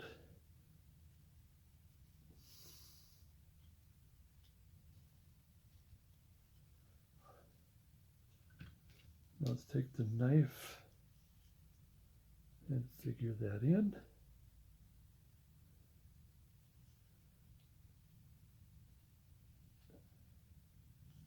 Figure that in better.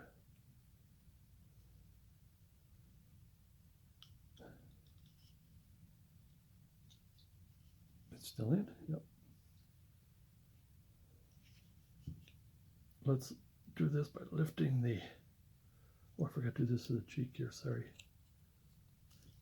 By lifting the mustache and the cheek.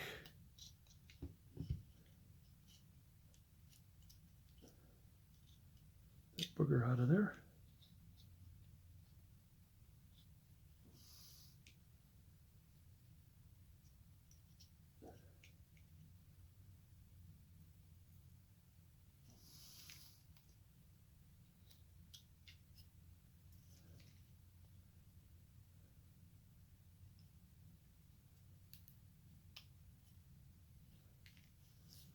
And I think with the exception of these boogers here, oh no, I got this side. I thought that went kind of too quick, forgot this side.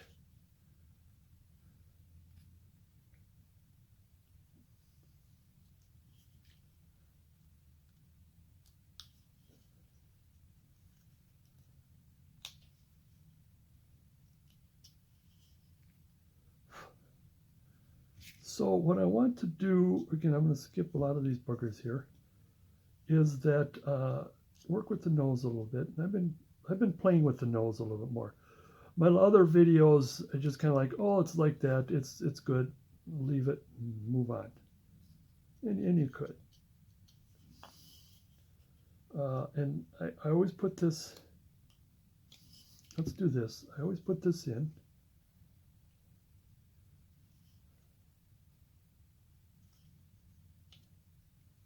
Just put that little chip in there and call it good. And it probably is okay.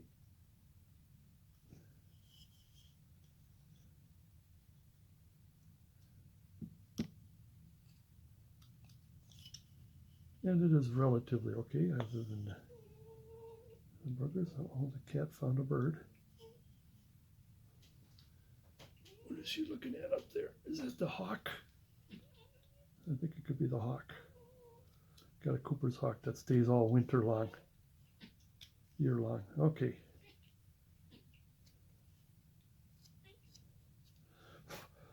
Now I want to bring this out kind of quick. These you can get, I don't know if you can still get these. Probably get them. Somebody sells theirs as these nose cone, for example, from Harold Enlow. Now the thing that is different that I've been shown, and I can't really see this in many people's faces, is how, here's a good example here. Let me see if I can do this. How it comes up like this. I see this, but I don't see much of this where it's sharp right here. I see it more smooth. It's more smooth even in the older people, but it does give more character. See this one here? That's fun. So I'm still having some issues with trying to do that. And here, this one here, he has this old man here, and the thing I like that's here is that he has the separation between the cheek and the beard is more smoother. And I've been kind of playing with that, but he has the same thing where the sharpness. My problem is what to do with this right here. I don't know if you've ever had that problem. What to do? I do the sharpness, and I thought I had to continue on, but there's still a lot of flesh there. That's one of the very recent thing is that there's a lot of flesh here. I thought you cut it in and then you scoop it up. So let's give that a try.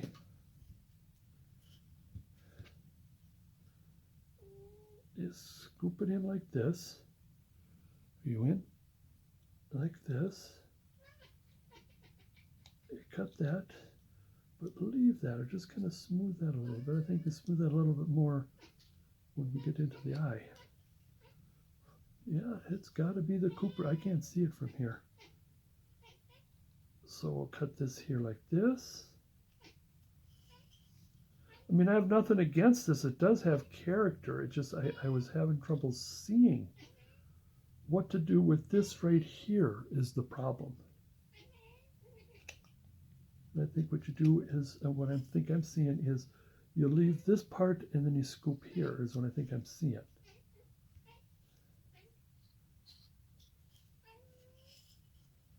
So I want to prep the eye here. I'm pretty well, like I said, adjustment with the nose and the cheek and get the pencil marks out and yada yada and all that stuff. Straighten this up.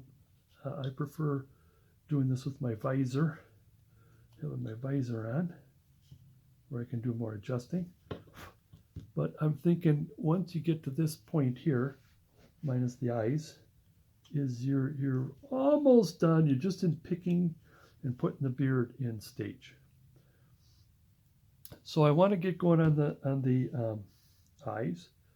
Now this is going to be difficult because I am going to, I don't have a good pencil. Let me get back to you. Okay, now I got a sharper, but mechanical pencil is more sharper. Now when I do this, I would like to have my visor on, and I'm trying this the best I can to demonstrate. I do have my visor on my other videos, so it's a little better. You want to go to them, other Santa Clauses. But the only thing here is I want to change up something here. I'm going to scoop this so I can get a round tool. I'd rather scoop it right now. And there was a new understanding watching one of the videos on Wood Carving Academy, and I said it before, say it again, great videos, is the question of the eye line. Now we've said it before, what is the eye line? We put the eye line across. Let me see what we got here. What do we got here? Here we go. And here's a good example here. What is the eye line? And I always thought the eye line was this right here, because that's where I always, I carve this up in here and then the lower round bottom. But the thing is where's the pupil? Pupil's right here. Same with this guy here. Let me see if I can get up there. The pupil is right here. It is right there. And right there. So what is the eye line? Is the eye line, is this the eye line or is the eye line with the pupil? And so I temporarily abandoned the philosophy of the eye line itself and go straight to the pupil and put the pupil in. I'm just cleaning up if this is off. And where is the pupil?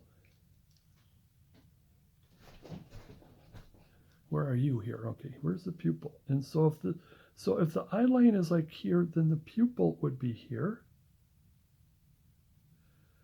And the pupil is generally about the width of the nose. I did it again, but I can do this.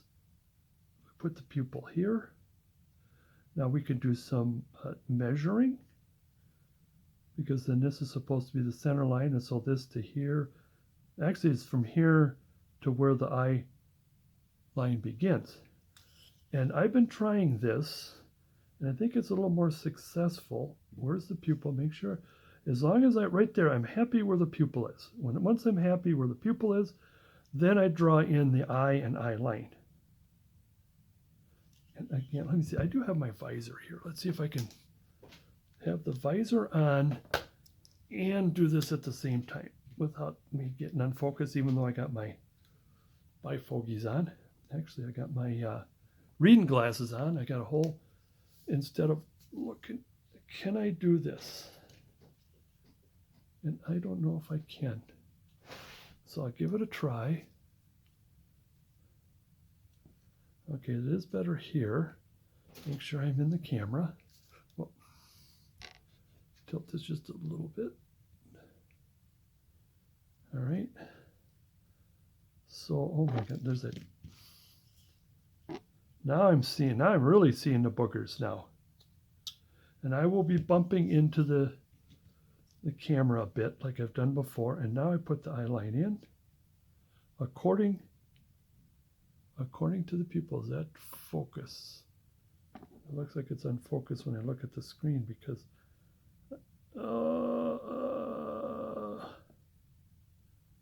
and then this goes like this.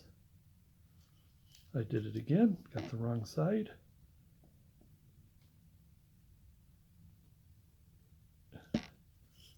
Now let's see what we got here. And I feel a little more comfortable doing this, but it's a little difficult doing it on a smaller piece, showing you on a smaller piece. All right, I am more comfortable with something like that than I've done before.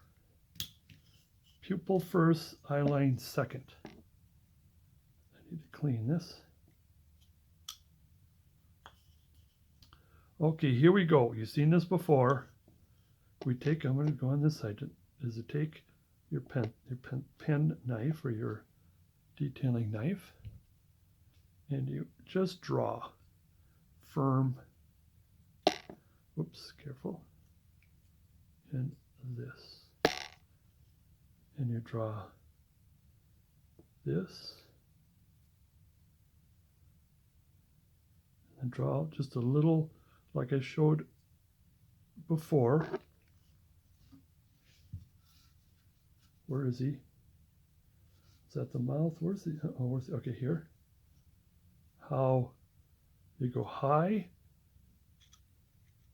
and you go low. Sharper on the top, more straight at the bottom. That's what I tried to do. One of the things, if you're really beginning at eyes, doing eyes, I don't have an extra piece of wood. I've done this. This is the, I got this from Jeff Fars, and he is Indian, Native American. And what he does, if this is the nose, his is just like straight line, straight, straight, straight, straight, like this. A straight line, and you cut.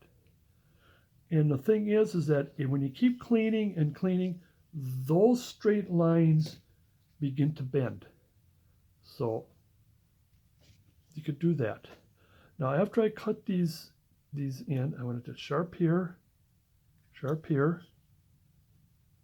Am I still in? Sharp here, here. Flip it. Deep here, deep here, deep here, deep here. And then what's going to happen is you're going to do the third cut, which is a chip cut.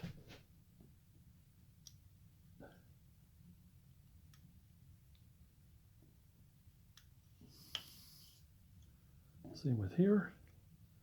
You know, I think I'm gonna, I think I might get too deep there. That booger ain't gonna come out. I think I'm gonna do a larger bust head. I should be doing that. I'll do that. I've done that with Santa. I got Mr. Santa, Mrs. Santa, Mr. Old World, and Mrs. Old World Santa is in my lot there.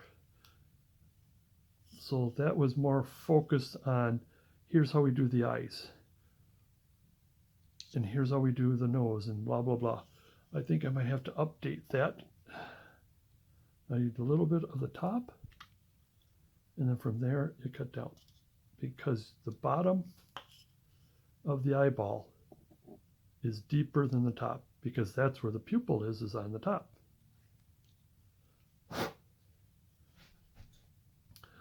See, I feel much more comfortable with that kind of eye. It comes out better. And sometimes I goof up, excuse me, during the carving process of it. And then I would like to take, well, I have the knife, especially if a nice sharp detail knife. Instead of taking the round tool, you could take the round tool instead, but I don't know if it's because of laziness. I'd like to take and get the bottom lid in. Get the booger out of there. More detail later. And then same here. My end. Am I focused too? Rounding, just rounding. Now, if you want to, others have taken the V tool and made that more sharper instead of what I'm doing to make it an older man thing. But I think making it more gentler makes him look like a more gentler soul, in my opinion. So I like to keep it like that. Actually, pardon me, keep it like that. Next, I mean, again, there's tons of it, just this, that, and the other thing. Now I want to do this. I'll do this side first. This is easier. Is take a V and run it above. Now you do this with the men and the old men. With a lady, you don't do too deep, and you use a small rounder tool. Okay, so that this.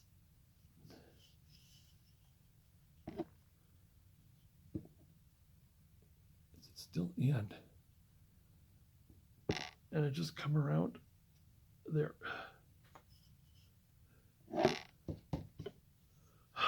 Take the knife and do about a 20 degrees, 10 degree this way.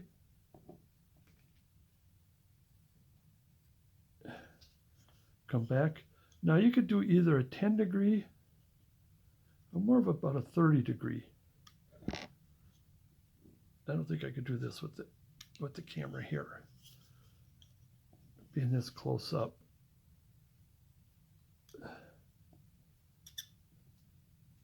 And you get the booger out of there, and you can see some shadowing. Same here. It's still close enough.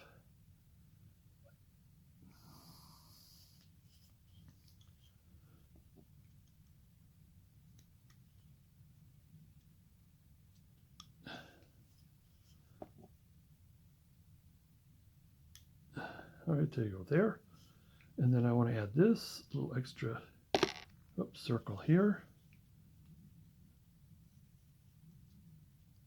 I mean, I still want him to be kind of a jollier, happier kind of a. You can make him any way you want. A long time ago, one of the first times I did Santa's, it didn't turn out. I had too much forehead, and we're going to do something with the forehead. I'm just taking the booger out of there if you can't see that. That's all I'm doing. Because we're going to work on the forehead next. And I had too much forehead. In other words, too much forehead and too sharp this way, so he looked like it was an angry Santa. And my mother wanted that so bad, because I want an angry Santa. Yeah, I mean, he should be. I mean, after all, Santa is a good soul. But once in a while, those kids. So what I want to do is round this. Round it right here. Round. Get that eyebrow bone going. I need to flip this because when you go over here, I don't want to have it the other way, so then that part of the knife will dig in. Okay, where are we? Right here.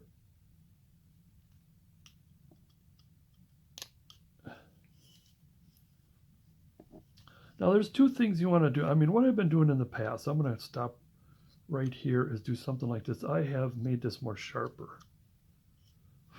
And then So I'm going to stop right there instead of really making a sharp. You see it on my other videos. And I'm sorry about how always banging on to this. And I want to try to get, and with that, make it a little more sharper. And then I'm going to take a little bit more of the hair off.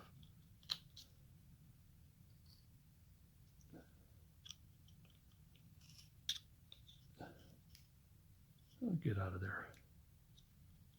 That audacity of you make a clean cut, but it's still.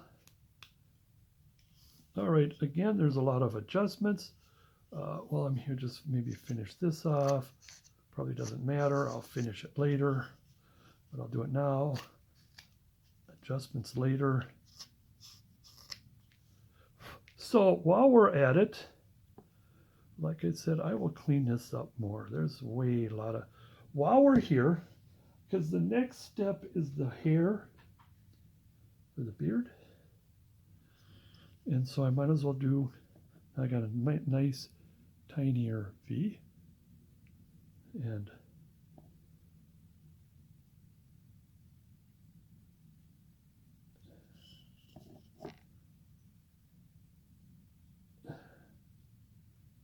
cut away. And there's the hair. I can, while I'm up here, I'm going to take my visor off and put my glasses back on and go a little farther down, just to, however you want to do this. Okay, visor off. I always have my regular glasses with the visor. Now I got to put my reading glasses back on. What are we going to do with the beard and the mustache? There's so many different ways. I've said this before. You could just do something like this and call it good. This would probably be good if you're doing some ornaments or smaller Santas. And just call it good. I'm going to do it just for the sake of the ground, doing the groundwork here. Again, more adjustments later.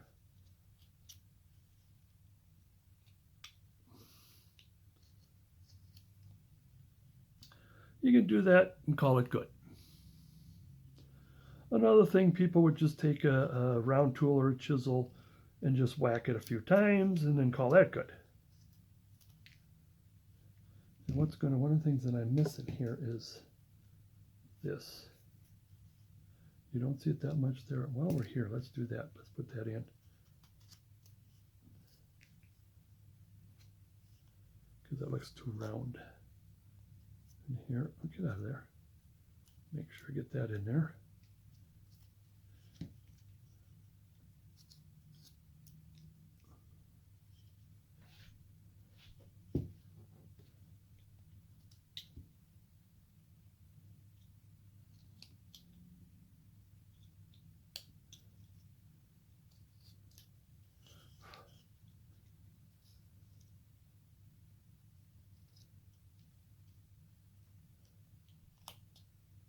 There.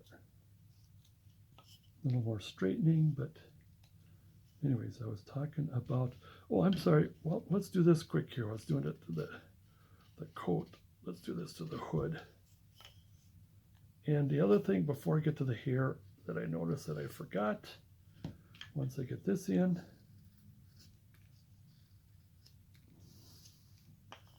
and that is, of course, the back. This requires my bigger tool. Let's get a nice sharper. Let's put this in.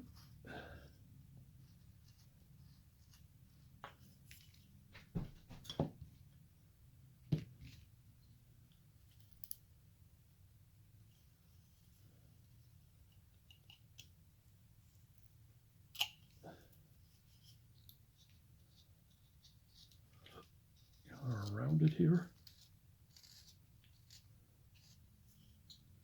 Got the back.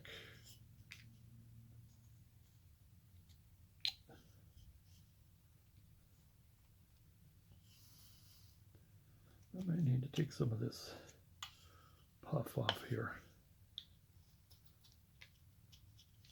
Make it more rounded. At the same time, get that pencil mark out of there. Because this is supposed to be more droopage than too much puff.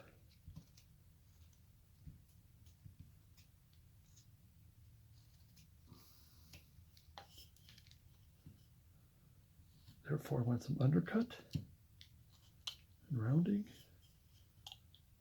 Undercut.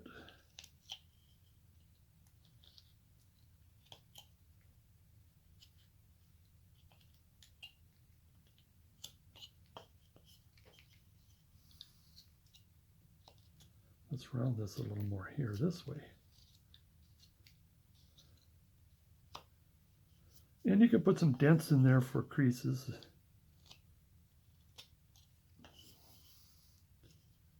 Let's get this cleaned up.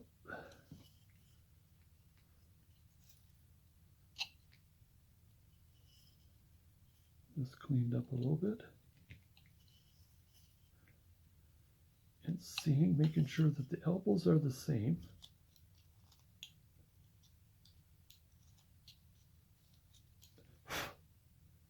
So this elbow is about here-ish, and this elbow is about here, so it's about right. I don't think there's any more in the back.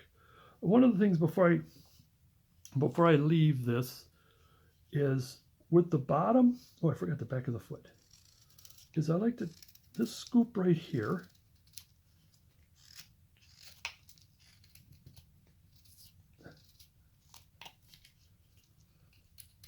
the scoop, and what happens is, let's see if you can catch that, how, see how that kind of just bulges out a little bit? That's what I like to do. It's up to you. Like that extra droopage.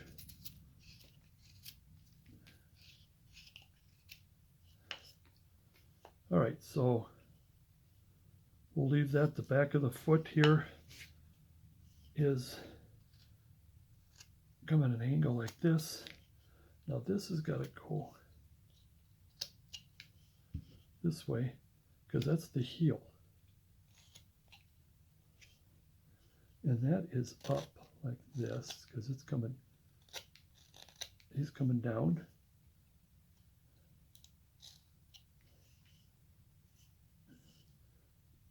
Booger out of there. Let's get a little bit of a shadowing going on.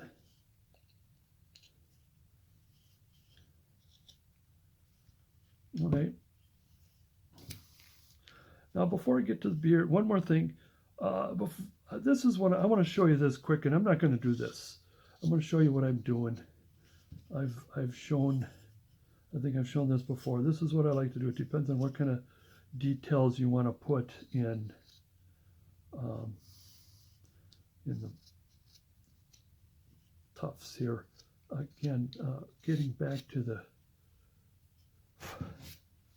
Dave Stetson in the Wood Carvers Illustrated, one of his wood carving academy, is he really puts in some really nice animal fur. And I'm not going to do that. I practice on that. I don't want to show that. I want him to show you that.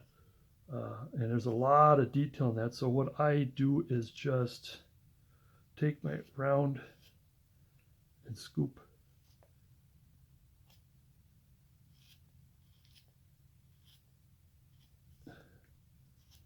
I'll just do one sleeve. You can do any size. I like to take my biggest or bigger. I guess I got a huge round tool. But this is good enough. You can do whatever. Put any kind of details and all details in it, whatever you want to do. For this, I just want, and it's a stylized Santa anyway, so.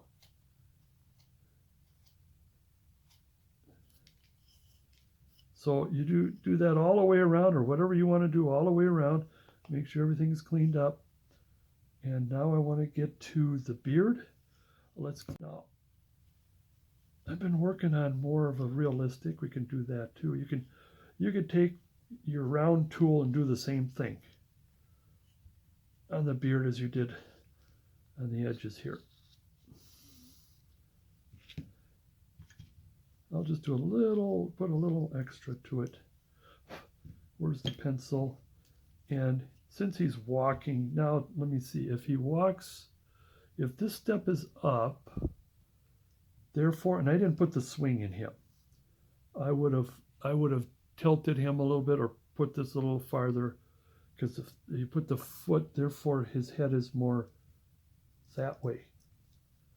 So if you swing him that way, then therefore the beard would just a little bit this way. Or you can make it that it's a windy day too. You can put wind. So you can sway it this way if there's no wind. But let's put a little wind in it. That's what makes him more old worldish.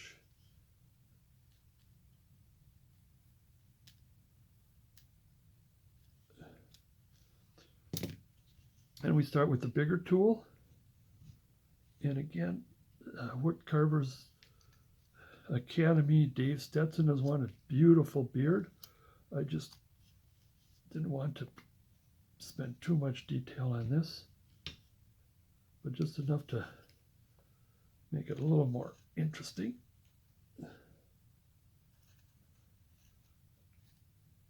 And he gets more, mine is this, like this is a little too mechanical.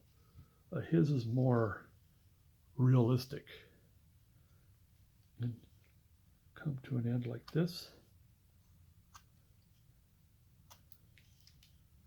But being stylized, this is probably okay. Be careful.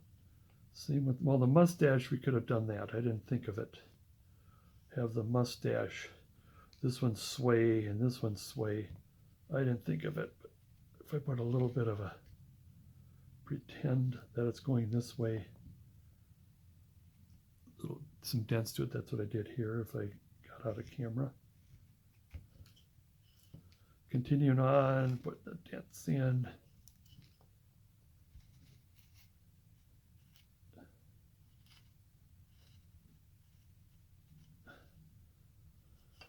Then what I do is start the smaller one and just kind of do kind of the same, except don't get too much in what you just did. Kind of go a little off a little bit.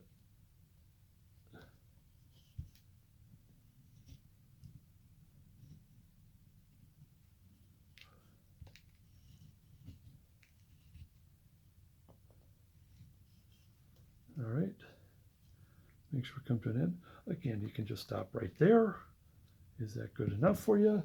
Well, no, you want to keep going. Let's go with, keep getting smaller.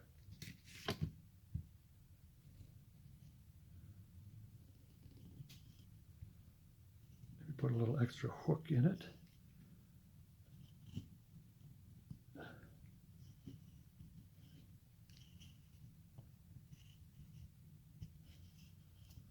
See, I'm liking that.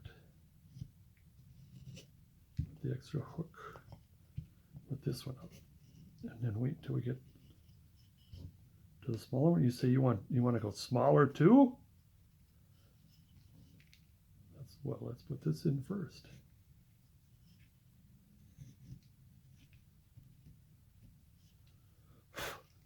What, you want to go smaller?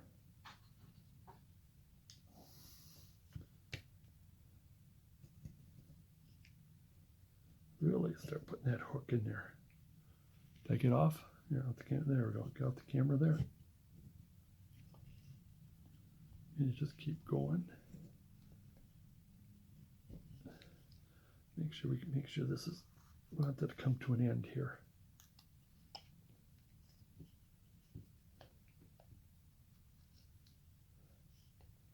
So use this to get in there more. As we get smaller, then we get closer to the cheek and closer to everything else. What, you want to go smaller? I think this is the last one here. Just put some dents in there. Just make sure you get that hook in there. Well, this is kind of coming out. Because the thing is that the smaller the chisel, the closer you can get to the cheek and everything else.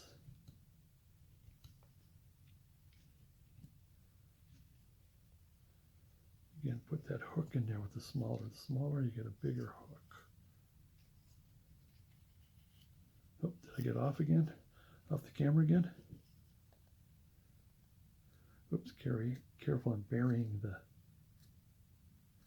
the edges. I don't want to do that.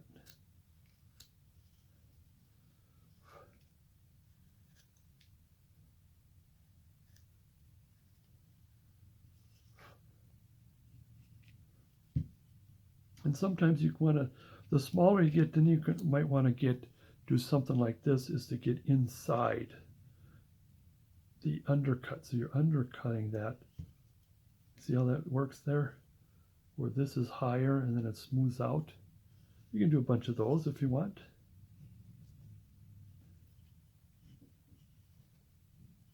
Because it does add quite a bit of depth when you do that. Here, let's do it to this one here. Let's get in there.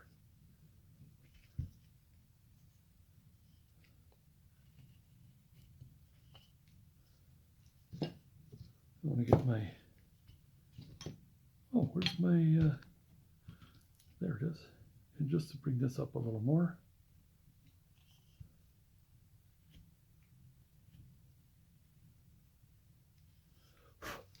What, you want to go smaller? Well, you're just going to have to get that smaller chisel of your own then. As I can get closer here. And what we want to do, if you really want to add to it, like as it come to an end, is something like this.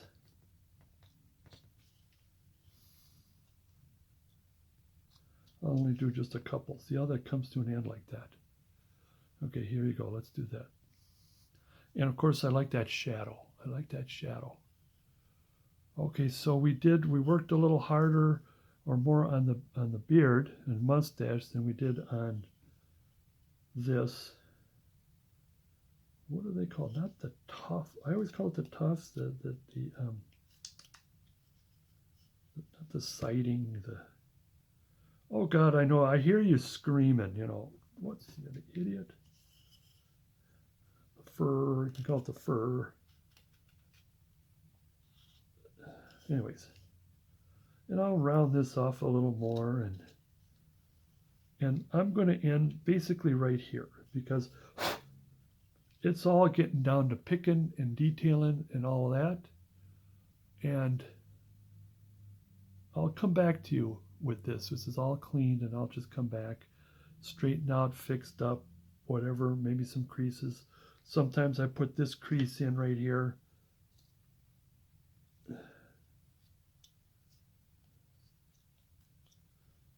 Lately, I've been putting in an extra here, maybe here. That adds to it. Same with the back side. Here, maybe a little here. How much you want to get in here? Sometimes I do this kind of a thing, so I continue on.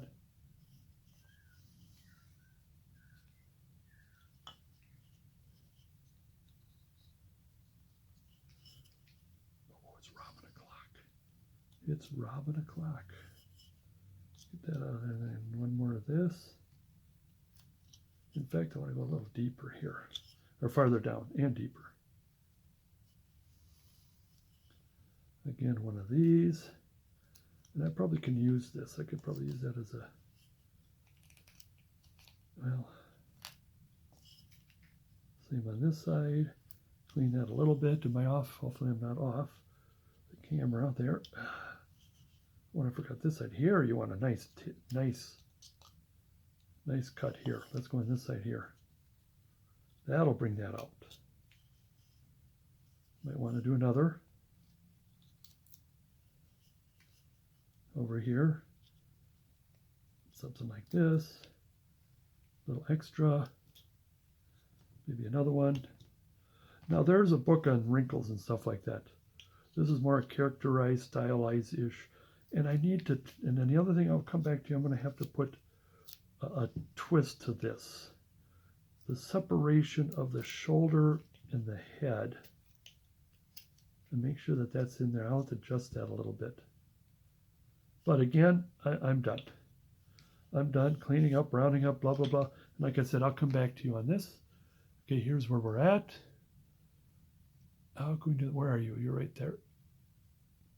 I do like that beard. And look at that hand is going to, see, I'm going to have to cut into that hand a little more, separate that. Oh, there's a lot of cleaning to do.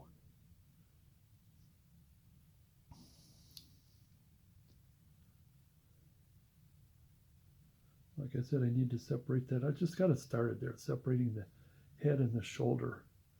I'll work more at that. All right, I've done this before. Let's do this. The whole thing. I'm not sure how I can edit this.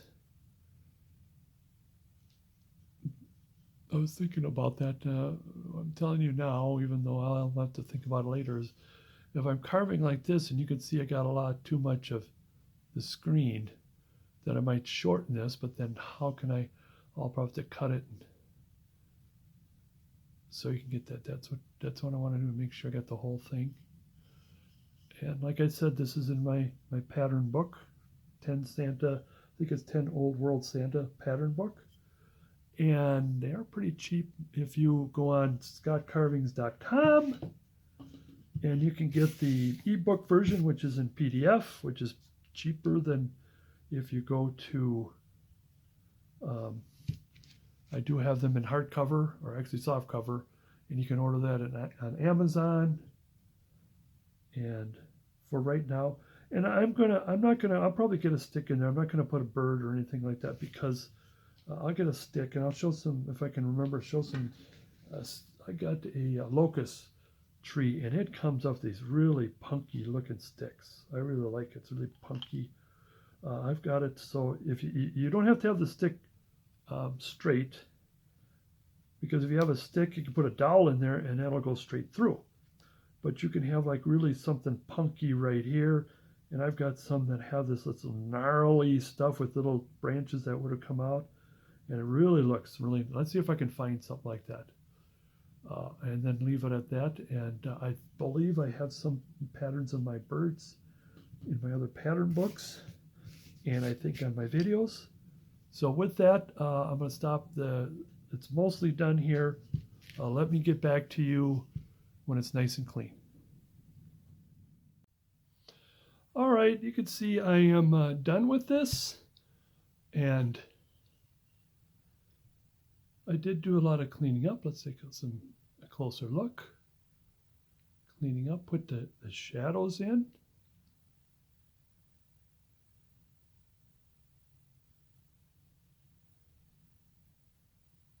I finished taking my round tool and doing the scooping.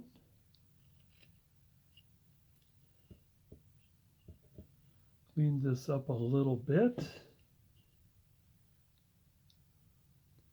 Hands just a little bit. I think there's still some more boogers I can take off. And then what I did was I need a pointer. Where's my pointer? Is I cut this in. Now again, this is just more for shadowing. And I could choose to go deeper with this. Take my round tool and go deeper. I probably will. Maybe I will. Maybe I won't. I got some schmutz on there. Some from sharpening material, sharpening wax. I might need to round this a little bit more. Same on this side. Still a little bit of this and that. And I think I better stop, because the way I'm handling it, I'll either take off much more than I need. I'll get to it. Take off more than I need, or just make it worse another way or something. There's the nose and the eyes. You want to make sure, let me see if I bring them, you want to make sure that when you have a profile, now the hood might be in the way. Let's come over here, straight onto the lens. You want to make sure that you can see the eyeball when he's looking off. Again, I got so much, I sharpened this knife and I got so much of that wax on. then continued on doing the creases. Anything from a simple crease to more complex creases. Again, this is a stylized piece.